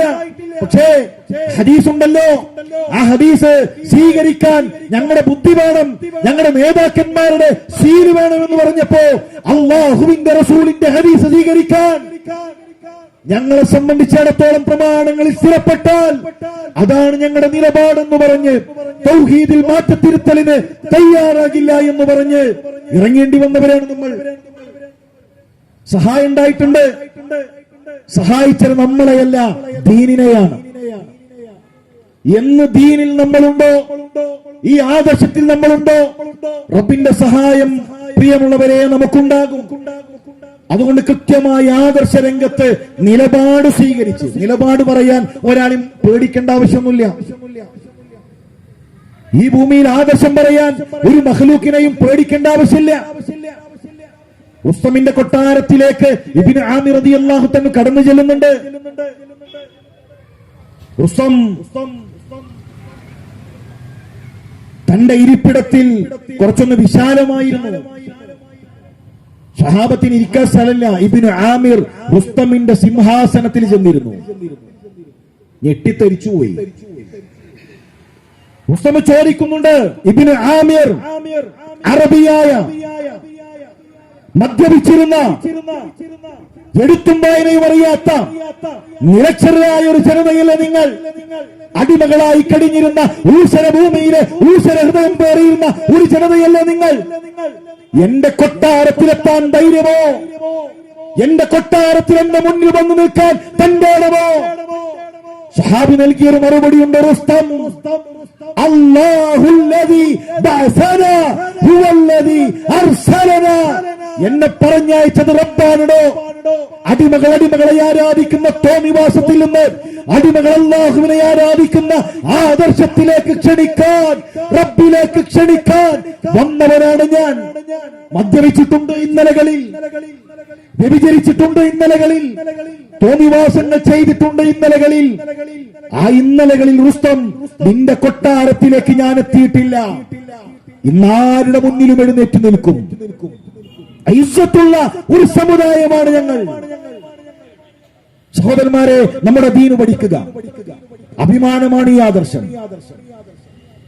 ആത്മവികാരം ഹൃദയങ്ങളിൽ ആനന്ദം പകരുന്നതാണ് ഈ ആദർശം. അത് പഠിക്കാൻ, അത് പഠിച്ചു മുന്നോട്ട് പോകാൻ നമുക്ക് സാധിക്കണം. വ്യത്യസ്തങ്ങളായ പഠന സംവിധാനങ്ങൾ നമ്മൾ നടത്തിക്കൊണ്ടിരിക്കുന്നുണ്ട്. ഇൻഷാ അല്ലാഹ് 22-ാം തീയതി തർബിയ സംഗമം ആലങ്കോട് വെച്ച് യുവാക്കൾക്ക് വേണ്ടി ഇൻഷാ അല്ലാഹ് നമ്മൾ സംഘടിപ്പിക്കുകയാണ്. എന്റെ ശബ്ദം കേൾക്കുന്ന പ്രിയപ്പെട്ട ആദർശ സുഹൃത്തുക്കളെ, 22-ാം തീയതി നമ്മൾ അവിടെ ഉണ്ടാകണം. ഓരോ മണ്ഡലങ്ങളിലും യുവപദങ്ങൾ ചാർട്ട് ചെയ്തു. ആ യുവപദങ്ങളിൽ റമളാനിൽ ഏതൊരു മനുഷ്യനും ഒന്ന് മാറണം, നന്നാകണം എന്ന് തോന്നുന്ന ആ ഒരു സമയത്ത് യുവാക്കളോട് നമുക്ക് സംസാരിക്കണം. കലങ്കുകളിലിരിക്കുന്ന, വടിയോരങ്ങളിൽ തോന്നിവാസങ്ങളിൽ മുടുകുന്ന, രാത്രിയുടെ ഇരുട്ടത്ത് പുതപ്പിന്റെ ഉള്ളിലെ വെളിച്ചത്തിൽ തോന്നിവാസങ്ങൾ പരുതുന്ന ഒരു തലമുറയോട് റബ്ബിനെ കുറിച്ച് പറയാൻ, നിരീക്ഷിക്കുന്ന ഒരു റബ്ബുണ്ട് എന്നുണർത്താൻ യുവതങ്ങൾ നമ്മൾ പ്രഖ്യാപിച്ചു കഴിഞ്ഞു. അതിൽ പരമാവധി യുവാക്കളെ നമ്മൾ സംഘടിപ്പിക്കേണ്ടതുണ്ട്. ഇൻഷാ അല്ലാഹ് തിങ്കളാഴ്ച മുന്നോട്ട് വെച്ചുകൊണ്ട് നമ്മുടെ പള്ളിയുടെ മസ്ജിദുൽ ഹിക്മയുടെ ഉദ്ഘാടന കർമ്മം നടക്കാനിരിക്കുകയാണ്. ഇവിടെ ഒരുമിച്ച് കൂടിയ സുഹൃത്തുക്കളെല്ലാം അവിടെ പങ്കെടുക്കണമെന്ന് പ്രത്യേകം ഓർമ്മപ്പെടുത്തുകയാണ്. ബഹുമാന്യനായ PN അബ്ദുൽ ലത്തീഫ് മദനി ഉദ്ഘാടന കർമ്മം നിർവഹിച്ച് മുനവർ സുലാഹി വിശദമായി കൊണ്ട് നമ്മോട് സംസാരിക്കുന്നുണ്ട്. അതിൽ നമ്മൾ പങ്കെടുക്കണം. വ്യത്യസ്തങ്ങളായ പദ്ധതികൾ ഓരോന്നോരോന്നായി നമ്മുടെ ശാഖകളിൽ, മണ്ഡലങ്ങളിൽ നടക്കാനിരിക്കുമ്പോൾ, റയ്യാൻ സംഗമങ്ങൾ ശാഖകളിൽ നടക്കാനിരിക്കുമ്പോൾ അതിലെല്ലാം നമ്മൾ ഉണ്ടാകണമെന്ന് ഓർമ്മപ്പെടുത്തുകയാണ്. ഖുർആൻ വിജ്ഞാന പരീക്ഷ ഇസ്ലാം സ്റ്റുഡൻസിന്റെ ഭാഗത്ത് നിന്ന് നടത്താനിരിക്കുന്നു. അതിൽ രജിസ്റ്റർ ചെയ്ത് കുടുംബസമേതം പഠിക്കുന്ന ഒരു സംസ്കാരം നമ്മൾ ഉണ്ടാക്കിയെടുക്കണം. സഹോദരന്മാരെ, ആരോടും എന്തെങ്കിലും വാശി കൊണ്ടോ വൈരാഗ്യം കൊണ്ടോ ഒന്നുമല്ല ഇവിടെ സംസാരിച്ചിട്ടുള്ളത്. നസീഹത്ത് മാത്രമാണ്. ഒരു മനുഷ്യനും സ്വർഗം നഷ്ടപ്പെടരുത് എന്ന ഗുണകാംക്ഷ കൊണ്ടാണ് ഇതിന്റെ സംഘാടകർ ഇവിടെ പ്രോഗ്രാം വെച്ചിട്ടുള്ളത്. ആരെങ്കിലും നോപ്പിക്കാനല്ല, നിങ്ങളുടെ വിശ്വാസത്തെ പ്രയാസപ്പെടുത്താനല്ല. ഞങ്ങൾ മനസ്സിലാക്കിയ ഒരു സത്യം, ഞങ്ങൾ മനസ്സിലാക്കിയ ഒരു സന്ദേശം ഞങ്ങളുടെ നാട്ടുകാർ, ഞങ്ങളുടെ പരിചയക്കാർ അവരറിയണം, അവര് സ്വീകരിക്കണം എന്ന ഗുണകാംക്ഷ കൊണ്ടാണ് ഇതുപോലെയുള്ള ഒരു പ്രോഗ്രാം നമ്മൾ സംഘടിപ്പിച്ചിട്ടുള്ളത്. അതുകൊണ്ട് എന്തെങ്കിലും സംസാരത്തിൽ എന്തെങ്കിലും പ്രയാസങ്ങൾ ഉണ്ടായിട്ടുണ്ട് എങ്കിൽ ക്ഷമിക്കണേ എന്ന് ഓർമ്മപ്പെടുത്തുകയാണ്. അത് ഈ സത്യം സ്വീകരിക്കാൻ നിങ്ങൾക്ക് തടസ്സമാകരുതേ എന്ന് ആവശ്യപ്പെടുകയാണ്. അല്ലാഹുവേ, ഒരുപാട് ഹൃദയങ്ങളിൽ മാറ്റങ്ങൾക്ക് ഈ ഒരു പ്രോഗ്രാം കാരണമാക്കി തീർക്കണമേ. ഞങ്ങളുടെ ആദർശ സുഹൃത്തുക്കളിൽ പലരും രോഗികളാണ്. സുഹൃത്ത് ത്വാഹ അൽ ഹിക്കമി ചെറിയൊരു തലവേദന വന്ന് ഇപ്പോൾ ആശുപത്രിയിൽ ബോധമില്ലാതെ ഒരു പരീക്ഷണത്തിലൂടെ കടന്നുപോയിക്കൊണ്ടിരിക്കണം. വളരെ ചെറിയൊരു പ്രായമാണ്.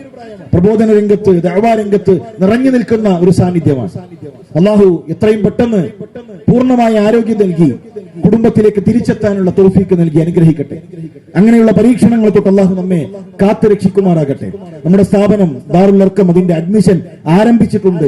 5ാം ക്ലാസ്സിലേക്കും 6ാം ക്ലാസ്സിലേക്കും ഹിഫ്ള് വിദ്യാർത്ഥികൾക്കും +1 മുതൽ ഡിഗ്രി വരെയുള്ള വിദ്യാർത്ഥികൾക്ക് ശരിയ ക്യാമ്പസിലേക്ക് ആൺകുട്ടികൾക്കും പെൺകുട്ടികൾക്കും അതിന്റെ അഡ്മിഷൻ ആരംഭിച്ചിട്ടുണ്ട്. നമ്മുടെ പരിചയത്തിലുള്ള വിദ്യാർത്ഥികളെ നമ്മൾ അതിൽ രജിസ്റ്റർ ചെയ്യിപ്പിക്കുക. അല്ലാഹു നമ്മളിൽ നിന്ന് സ്വീകരിക്കട്ടെ, ഇഖ്ലാസ് പ്രദാനം ചെയ്യട്ടെ. ഇതിന്റെ പിന്നിൽ പ്രവർത്തിച്ചവർ, ഇതിനുവേണ്ടി പണം ചിലവഴിച്ചവർ, ഇതിന് സ്ഥല സൗകര്യങ്ങൾ ഒരുക്കിയവർ എല്ലാവർക്കും അല്ലാഹു വലിയ പ്രതിഫലം നൽകി അനുഗ്രഹിക്കട്ടെ. മാറി മറിയുന്ന ഹൃദയത്തെ റബ്ബേ നിന്റെ ദീനിൽ ഉറപ്പിച്ചു നിർത്തണമേ. റബ്ബനാ തഖബ്ബൽ മിന്നാ ഇന്നക അൻത സമീഉൽ അലീം വതുബ് അലൈനാ ഇന്നക അൻത തവ്വാബുർ റഹീം. ആമീൻ ആമീൻ ബിറഹ്മതിക യാ അർഹമർ റഹീമീൻ. അസ്സലാമു അലൈക്കും വറഹ്മത്തുള്ളാഹി വബറകാതുഹു.